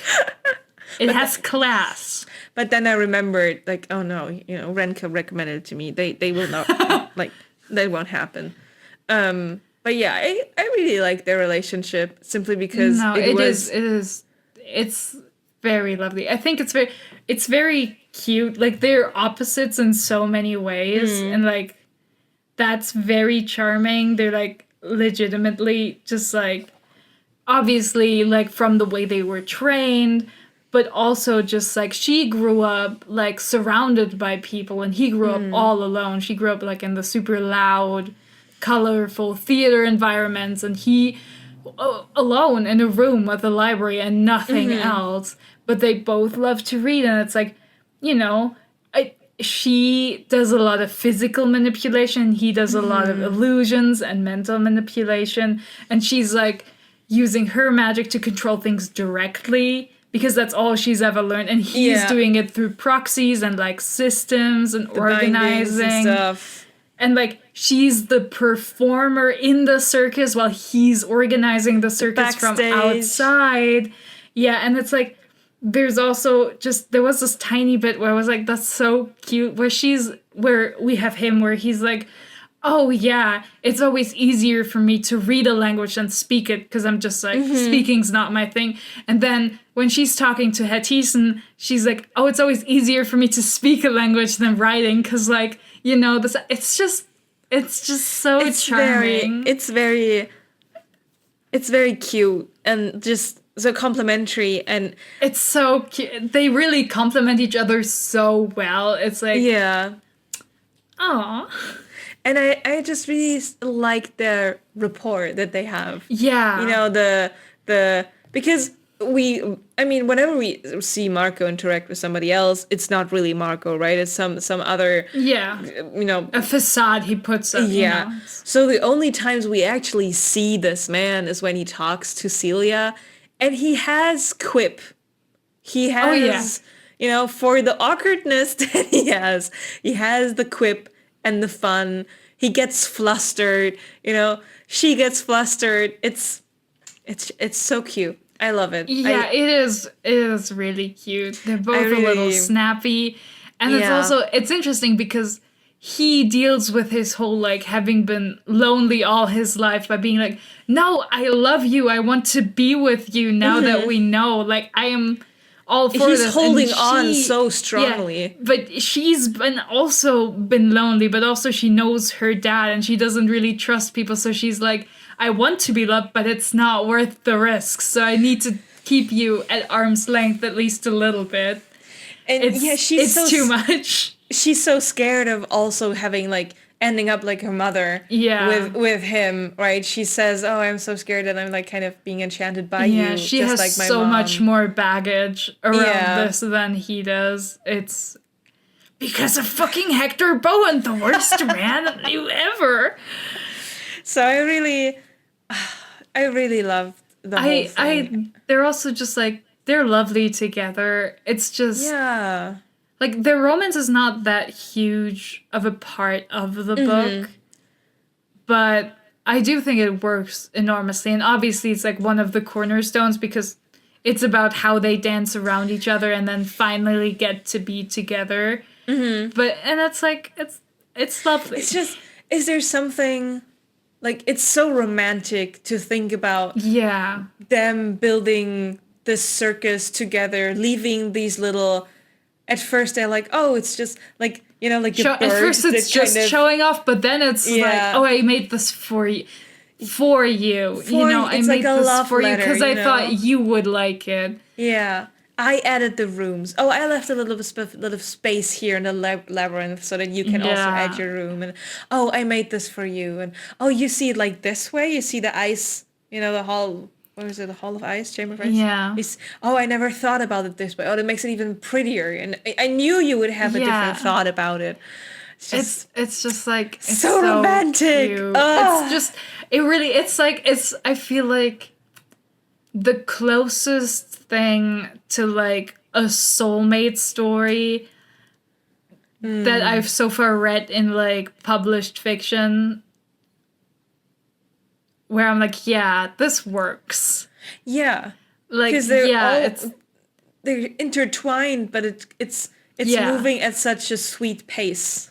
And it's also, and it's like, sure, yeah, they were bound together, but to some degree it was still a choice that they wanted to be together and that they like each other before they're, horny about each other. It's just, I just really like them. I love that so much. I was so scared that mostly Marco, because he's a freak. I was so scared that mostly Marco kind of ends up backstabbing her. And, all these worries she had about falling for the wrong person, and, like, thinking about, I mean, he's like, whoever told you I don't love you, like, don't fucking listen to that person. I'm standing right in front of you. I'm telling you I love you. And her being like, oh, maybe you're not. I was so scared that he was actually gonna betray her. And I was like, oh, that would be so fucking mean. But he didn't. So I was very happy about that. That's good. I was really scared. Oh my god. I have in connection to Celia, I also have this one note that's also under he's such a fucking crazy freak. Who doesn't care about anyone else, because after Hetisen dies, she talks to him, right? She's like, I tried to fix it, but I couldn't. And then she talks about the relationship she had, and she was like, oh yeah, we've been writing to each other for many years. And then Marco comes in with a banger of, oh, I would have written to you too if I could have put my feelings into words. And I'm like, Marco, it's not about you.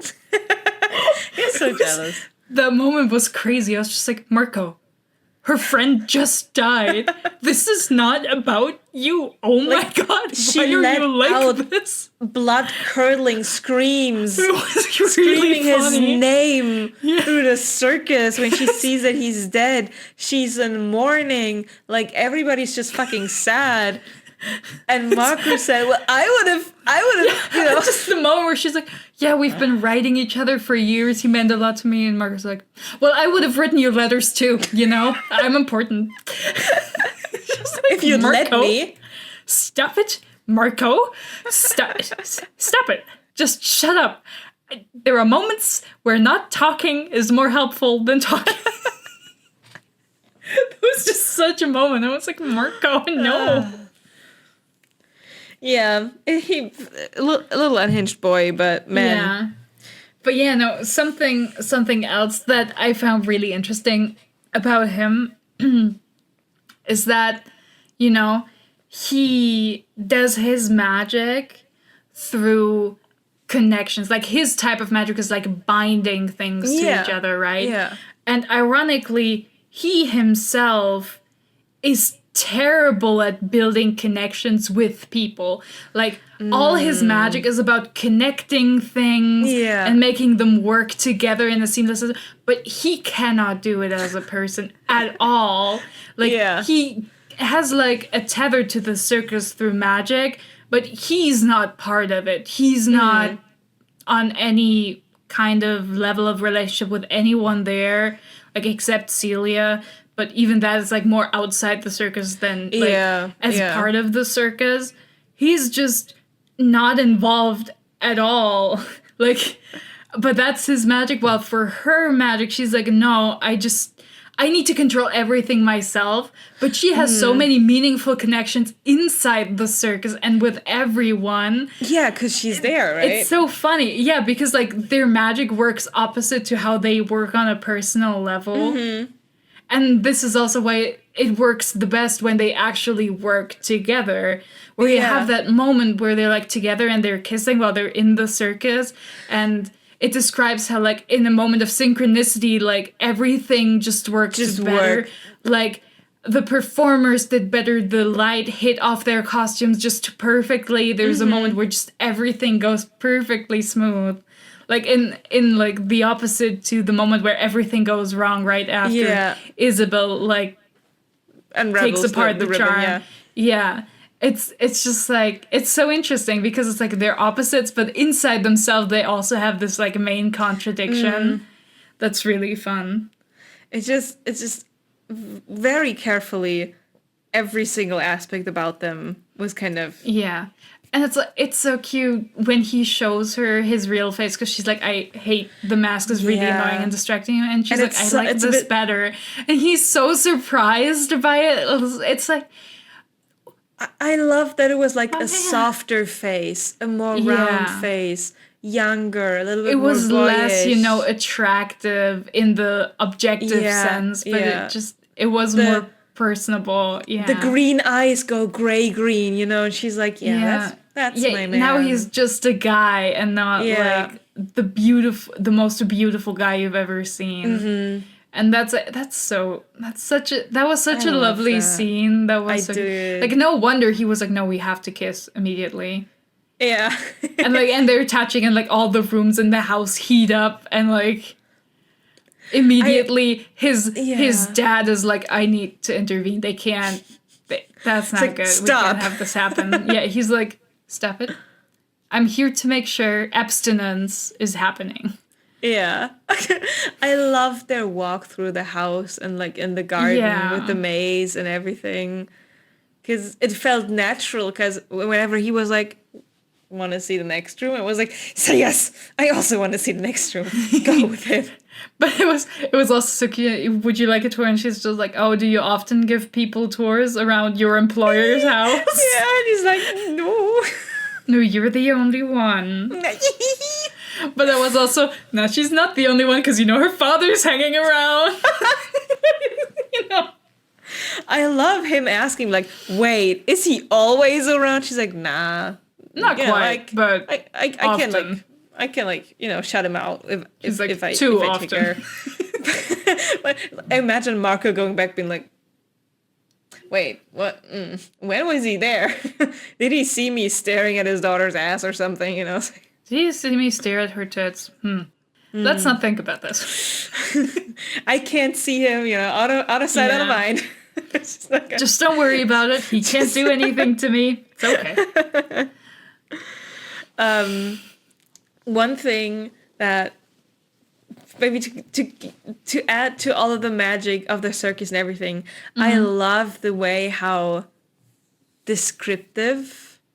Oh yeah, the descriptions are so good. How alive it made everything. In the beginning, we talked about how it's like a Christmas vibey book. Yeah. How a lot of things happen during the colder months. And because the book is not chronological, it like kind of switches in between, different years, and you always have to kind of take care of like, oh wait, which month? When is what happening? And just reading this during Christmas, being an avid Christmas market goer, a lover of the Christmas spices and just the feeling of, I don't like a crowded Christmas market, but I like standing there and watching people, and especially if the people are in a good mood and enjoying themselves, because it's a magical place. There's nice food, there's nice everything. And then seeing the descriptions in the book, and it's just, you really felt the love of the Night Circus. You felt enchanted to walk into the circus. It's just, I love the beginning of the book where you walk into it for the first time. It's like, the prose is so strong because it's so good at creating this dreamlike feel for everything. Like even scenes that happen outside of like any kind of magical venue or anything special, you still, they still have like the same quality to them. Like there's sumptuous descriptions. They're really good and evocative, but they're also not overbearing. They're not, it's not like too much. And like the prose is very good at implying things without having to state them outright.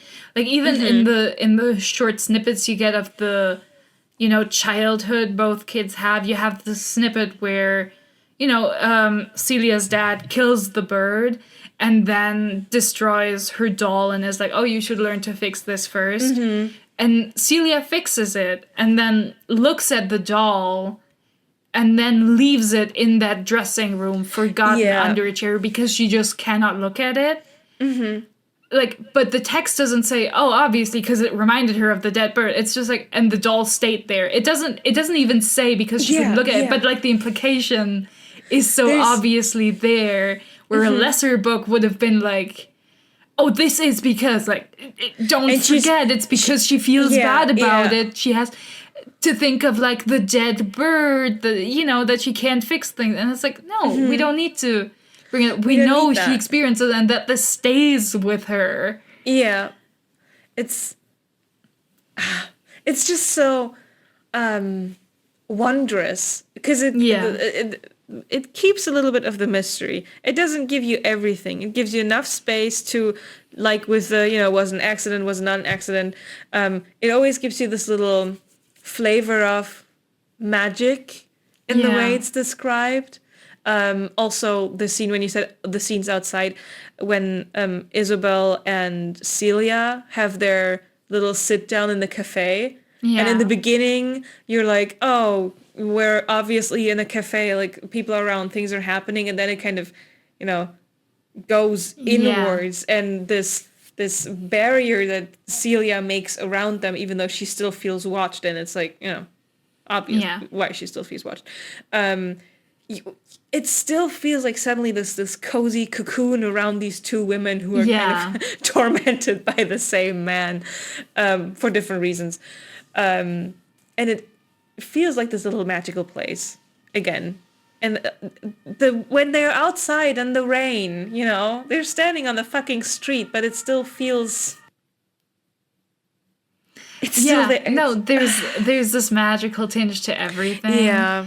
It's so good. I also love that, like, for the circus, there's also a lot of performers that you never see, and it's like, oh, how are they doing that and stuff? And I also love that later on the reveal where somebody asks, I think it's Tsukiko, asks Lainey, no, I think it's Madame Padre, who asks her if she wants to join the circus and be like one of the statues again. And you learn that apparently both Lainey and Tara have often done that together. Right. And you can think back on the beginning where they talk about like those two statues that always like almost interact, like that clearly have the lovers or as it was. No, but there are others too. It's not just the lovers, but there are also others that like are meant to be a pair, but they're not quite moving, but like you can see, and it's like, oh, that was them. That's like charming.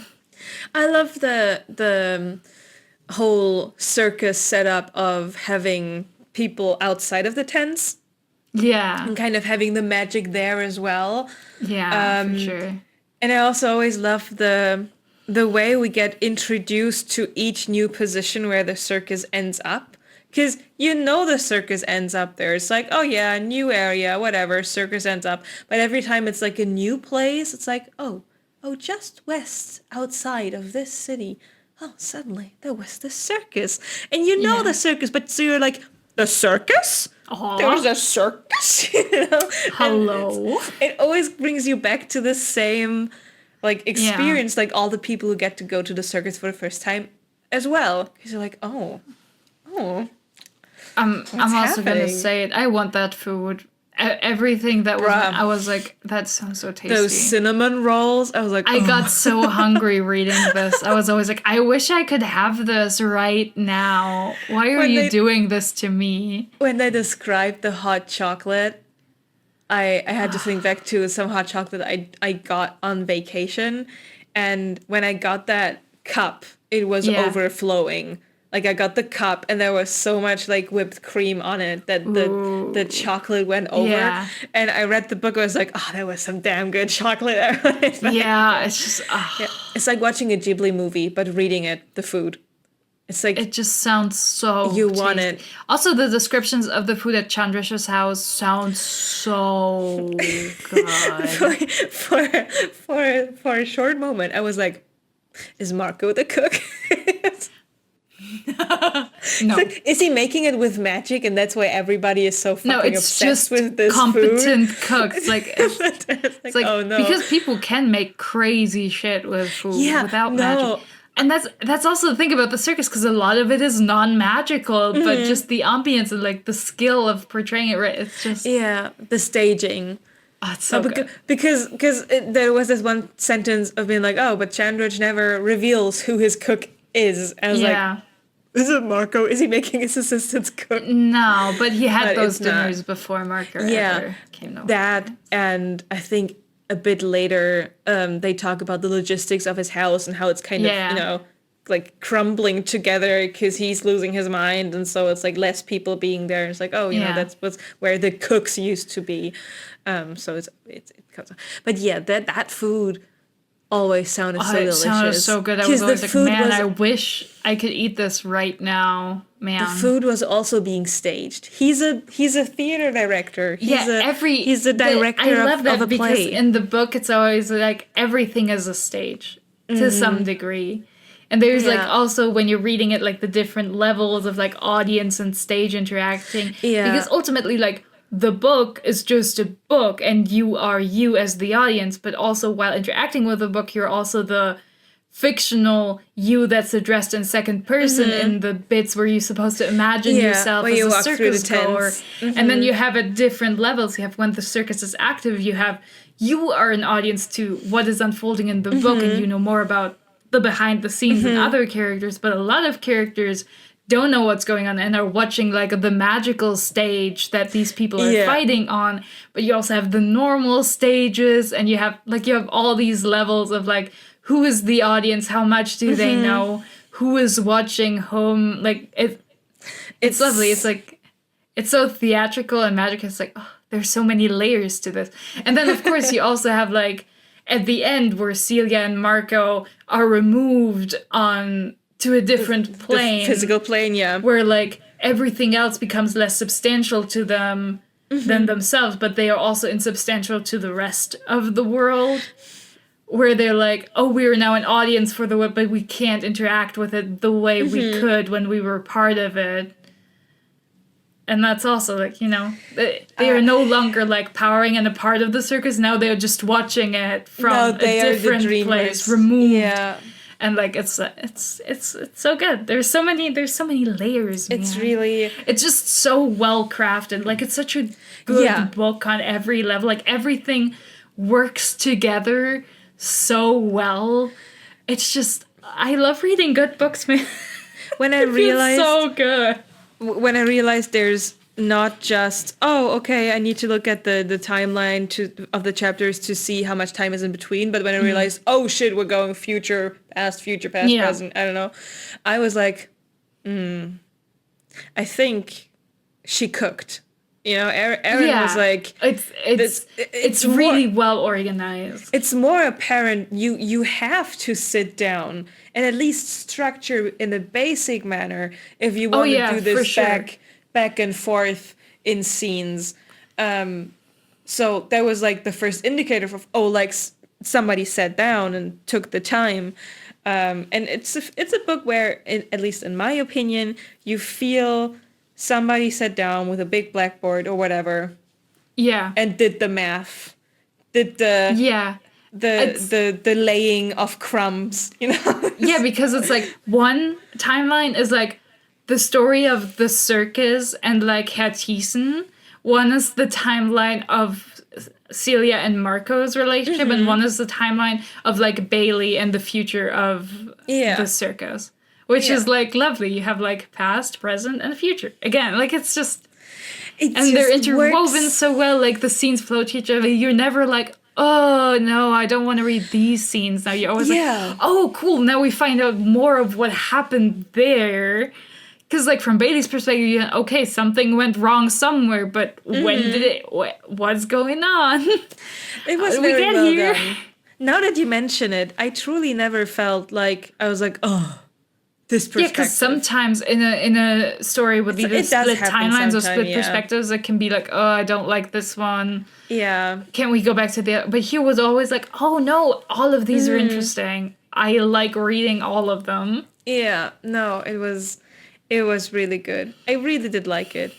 I'm so glad. I feel so vindicated when you like things I recommend to you. It's like, yes, I have good taste. Other people also like this.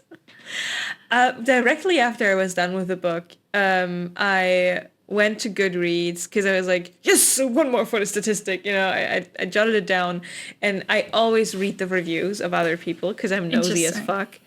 And it was the people who liked the book, I think, aligned with what we said. right now. Because we're always correct, of course. Always.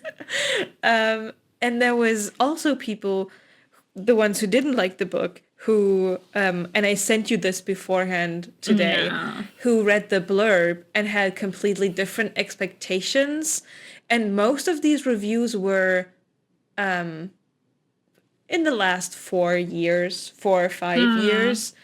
And I genuinely think that the way the blurb is written makes perfect sense for the book. It's not a lie. Yeah. It's not misleading in any sort of way. Maybe what you said, that the romance is a bit hyped up more than it actually is for the book. But looking at the blurb from a current romantasy background, one could imagine a completely different book. One could reading about this. Of course, if you're reading the blurb, you might as well also notice that the book is from 2011, a time when romantasy was not this horny. The Sarah J. Massification of romantasy had not yet happened. Even adult fantasy novels were not that horny of sex scenes. They were often just like, there's romance. And I don't even think this is shelved under a romantic fantasy. I think this is just shelved under fantasy because the romance is actually not that big a part of it. Sure, it is meaningful because Celia and Marco are having a romance, but their relationship outside of it is also important. And I think I also said this, 50% of the chapters are not about them or from their perspective. Yeah. There's so much about the other characters and the world and the circus that it's this is not a romance. It's not just called the Night Circus because that's their stage. It's literally about the Night Circus. It's because the circus is the main character and everyone who's part of it is, important. Yeah.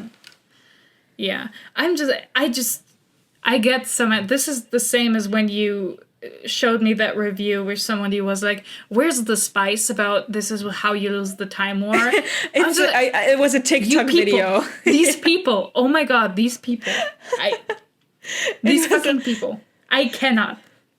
For the people who don't know, it was a TikTok video of a person being like, oh, nothing can faze me, and then they show the screenshot of this, where's the spice, and the person's like, absolutely going crazy about the fact that somebody requested spice for that book. It just always reminds me of that one tweet where somebody was like, oh yeah, I have a degree in English, but why would you read a book if it has no sex scenes? And it's just what is wrong with you? Your alma mater is I think she was roasted incredibly on Twitter for this, but I still can't, you said this in public? What is wrong with you? What it's fuck? The opposite of the oh my god, so brave me. Yeah, it's just wow, I mean, yeah. Nobody liked this. So some people are like, it's just about the circus. All the other characters are so boring. And it's beautiful. It's an ensemble piece. It makes the world of the book richer that all these people have their own inner lives and interests and how they affect us. Because a big part of the book is also the theme of how every single actor affects the world and is affected in turn by it. You have these moments where it's yes, Isabel, even though she thought what she had done had no effect, was actually an integral part of the functioning of the circus. Even Hattisen, who was writing these reviews just because he loved the circus and just replied to people because he wanted to share. He never meant to do anything great, but he ended up being a huge part in so many people's lives, and the existence of the Rêveur at the end led Bailey to the circus so that it could survive.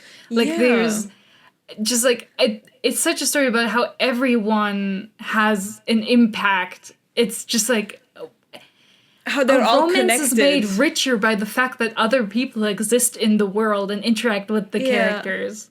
I thought it was so beautiful, the paper model Marco has of the circus, and there's string everywhere connecting everything, and that's essentially what it's about. All of these people are connected in a way, just like you said. Yeah, and it's just, right there in the book, right? It's just I understand that a lot of romance is extremely main character focused and does not care about secondary characters. Yeah. But I don't understand why you would like that. Like, is it... Yeah. I understand, like, different things for different people, but it's also like, aren't characters and their romantic relationships more meaningful when you see them with other people and how they interact with the world? Doesn't the world of the book have more meaning and weight if people also do things that don't directly relate to the main character? Like, yeah, I feel like it's very cheap to be like, I think this happens a lot with like the bad boy trope, to be like, okay, there's 3 modes. To most of the people he's mean, to his best friends he's kind of a cool bro, and then the main character he loves. Goes from him being mean to her to him being like, yeah, I'll give you the world or whatever. Yeah, and that's effective but also lazy, and at some point it becomes this very hollow shell of a character that could be interesting. Yeah, a lot of it is just like, oh, this is just a cliche. There's nothing behind it. There's no interaction that is meaningful. Like, you could scrap all the interactions anyways, because none of them are meaningful. Yeah. But if you build up the side characters or all the other venues of the story well enough, then the actions have more weight as well. Yeah, everything becomes more interesting if the world feels alive and, like, unique. It's not just this other woman he breaks up with. It's Isabel, who's friends with all these people in the circus, who's the fortune teller, who's friends with Celia even to some degree. Yeah, like, who Celia, cares about Tsukiko. who care about each other too. And it's like, like, every detail adds to the story and makes it more memorable. Like, don't you want to read a story in which you remember the names of the main characters after the next 5 books you've read that are similar but not as like, right? Isn't that meaningful? I don't know. Yeah, no, I totally agree. Like, I like a network of characters. Yeah. If you give me a lot of, I feel like that's also something that's lacking in a lot of current books, is that we have like we have the bad city public transport. We have the city center, and then all the lines that go from the city center outwards. Yeah. Right? But for a functioning bus network in the city, you also need the circle lines, right? Yeah, you need the lines that connect the outer points to each other, yeah. That's kind of what's missing a lot, and it was well done here in the Night Circus. I mean, this book has the theme of interconnectedness and magic and all of that. Yeah, legacy, connection, of building things together, like it. But do you see how well that works? You know, take notice. The book came out in 2011 and was extremely successful, like highly acclaimed in 2011. Like, everyone, but the part is, I got into BookTube for a while, I think in 2016 to 2018. Everyone was talking about it back then still. Like, this was already a 5-year-old book at that point. And people were still raving about it and recommending it everywhere. Because it's just really good and really enduring. It's not part of a series. It's like a singular book. It's such a good standalone. It has all of this in one book. And it doesn't need more because it already effectively did what it wanted. Yeah. And it also lives from the fact that I assume this book was a labor of love that was years in the making, probably, unlike a lot of books now that get pushed out 1 a year or even more just because they can make money that way. But it's just like, it's such a strong book. People loved it, like, still 5 years after it came out. Yeah. How many, like, books are there that were extremely popular on Book Talk for, like, a month? And then the next thing came and no one talked about it. No one remembered the characters, really, except, like, 3 super fans, right? Yeah. Like, I have insane respect about the fact that it's a standalone. It managed for a very long time to still be like in the middle of the conversation. Because a lot of books, people are like, oh, like this and that, like Throne of Glass or whatever. They're all still being a part of the conversation because they're part of a series that is being because Throne of continuously Glass was published upon. over a span of like 10 years or something, right? And a new book came out regularly and people kept talking about it because it was like, oh, the new Throne of Glass comes out this year. This, like, came out in the once. middle of the night. This doesn't even have special editions. Like, I bought your edition like last year and it's the same book. It's the same cover that I have. Like, it looks the same. Yeah. It's just like so and I mean, I will admit I'm a bit of an elitist when it comes to my reading. I am a bit. There are a lot of books where I'm just like, this is too bad, I'm not even bothering. But it's also like, I feel like a lot of readers also deserve more from their books. Right. I'm not saying you shouldn't read your bad boy romance or your mafia boy romance or whatever it is. I'm just saying there are better versions of it out there. There are probably extremely engaging versions of it that aren't 365 days later or, stuff like that. Yeah. I am sure of it. There is so much romance and erotica published. There are for sure good versions of all of this. And I bet you if you dig a little, you find it. Not on TikTok, but probably in like review blogs or like recommendation lists. But you have to search it. But like, you deserve better than the slop you get on TikTok. Like, you deserve better than these highly selling series that have been edited like once and then never looked at again. I totally agree with you. Like, on the same boat. I think as an addition to that, it's just give yourself the time to enjoy a bit of like a better book. I understand the instant gratification that certain books give you because they're short or because, they're easy to read and easy to get through.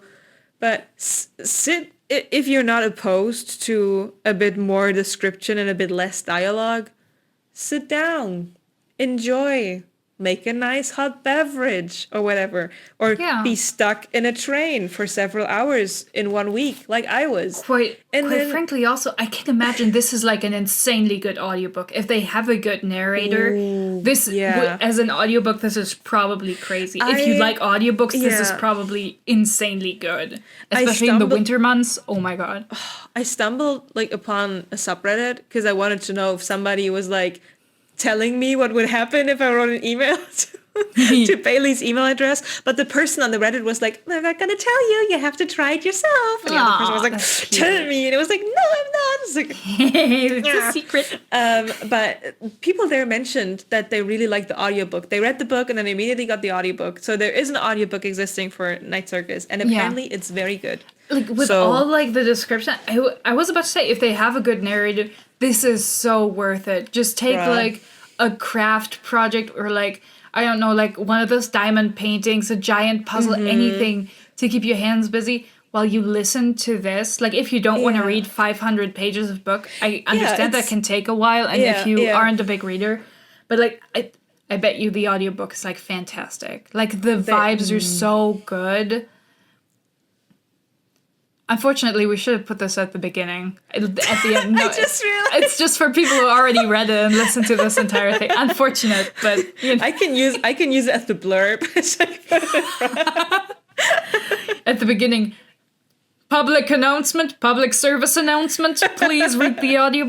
Please listen to the audiobook. Read this if you like things. If you like good things, listen to the audiobook. I recommend it. End public service announcement. If you like things. But I saw people say that it's very good. Yeah. The audiobook. I can just imagine, sitting snuggled up with a nice soft blanket and a nice spiced tea or something and some cookie and that must be so good. Man. I don't even really like audiobooks and I'm like, that sounds amazing. Since the circus travels on a train, and I had the Night Circus experience, because I didn't look at what happens in the book. I was like, I'm going to read this Night Circus book. You said... You're like, books in which trains are relevant... subreddit, recommend me books I can read on the train. Like, no one does that. So I was like, oh, the circus arrives without warning. Let's start reading it. And it was so snuggly sitting there. And I was like, oh, I'm on the train with the Night Circus, traveling. It's made for a cozy read, right? Yeah, it's just so good. With some books, it's like, I need the cozy to keep me safe while I read it, but this one is like, ooh, yeah. Yeah, no, I agree. It's like a missed opportunity to not cozy up when reading this book. Yeah, no, I was also like, I was wrapped in my blanket. I had a nice tea. Yeah. Like, in the middle, I always had like logistics problem because I had to put my tea aside to take my phone out to take notes on stuff that was happening in the book, so I can have them for now. Yeah. But it was such a good experience. I just love this book. It's really good. I'm so glad I reread it. It was on my list to reread for a while now. And I had it on my list for the year, and I was like, when we were talking about what books to read, I was like, this is on my list. Don't you also have this? Because I got it for you. It's like, And I was like, do you want to read? And you were like, no, I would like to read it.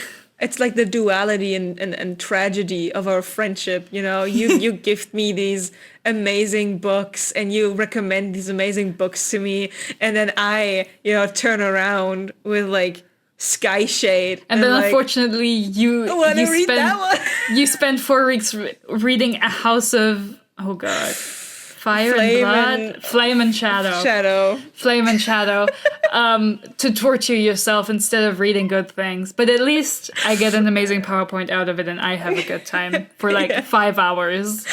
As opposed to like the 20 hours of work you put in reading that. So yeah, that's a tragedy of this relationship.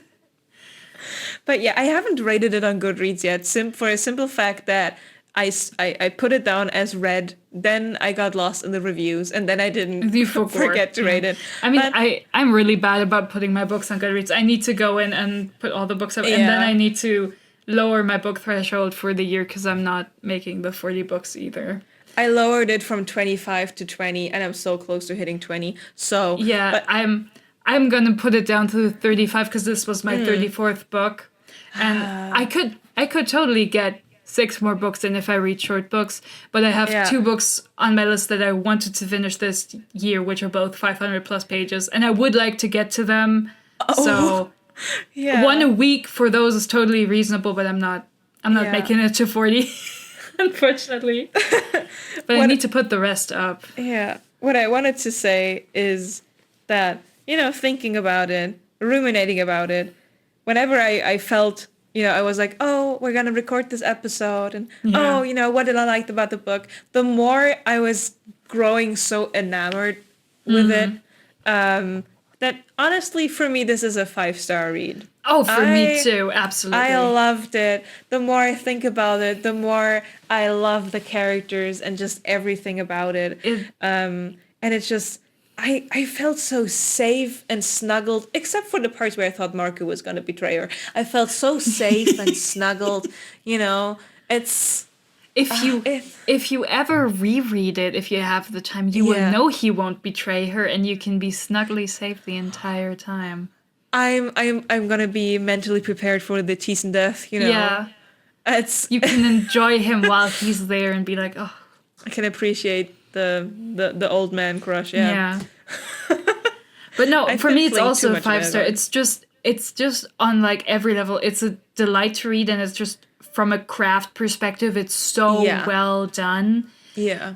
It's a shame that I didn't have the mental energy to keep noting down like sentences and stuff but there was so much in here where I was like, oh, this was such a good paragraph. Quotes. Oh, this was such a good 3 sentences together. I was like, oh, this was beautiful. All of these, as much as I hated him, the conversation in the end between Widget and Alexander, fire. I was like, ooh, hot damn. It's just so much of it. I was like, yeah. Oh. And I love that the book has such a really amazing use of an omniscient narrator. Yeah. You don't get those that much, but for like the magical realism of this, it was amazing. It was perfect to have a scene where you get insight into several people at once without having to go to a new scene where you get their perspective or whatever. It's just, it adds so much because as the audience, then you are more aware of what layers are going on there. Yeah. Even though the characters themselves don't. And that's it's beautiful. So tasty. It's so tasty. Go read it. 5 stars from both of us. Yeah. I mean, listen, you should only be here if you've already read it. But if you haven't, go read it now. Otherwise, we'll show up and throw coals at you on the 25th. You know, That's right. We're waiting inside the chimney. This is revenge. Thank you so much for listening to this last little Christmas themed video. Our end of the year winter episode. If you forgot, if you stayed here, if you forgot, remember to go to the community post. Yeah, we would love to hear your thoughts, opinions, your feedback. Yeah, and see you in the next year in January. We'll see you in the year 2025. That's true. With our thoughts on 2024. Yes. All right. Bye-bye. Goodbye.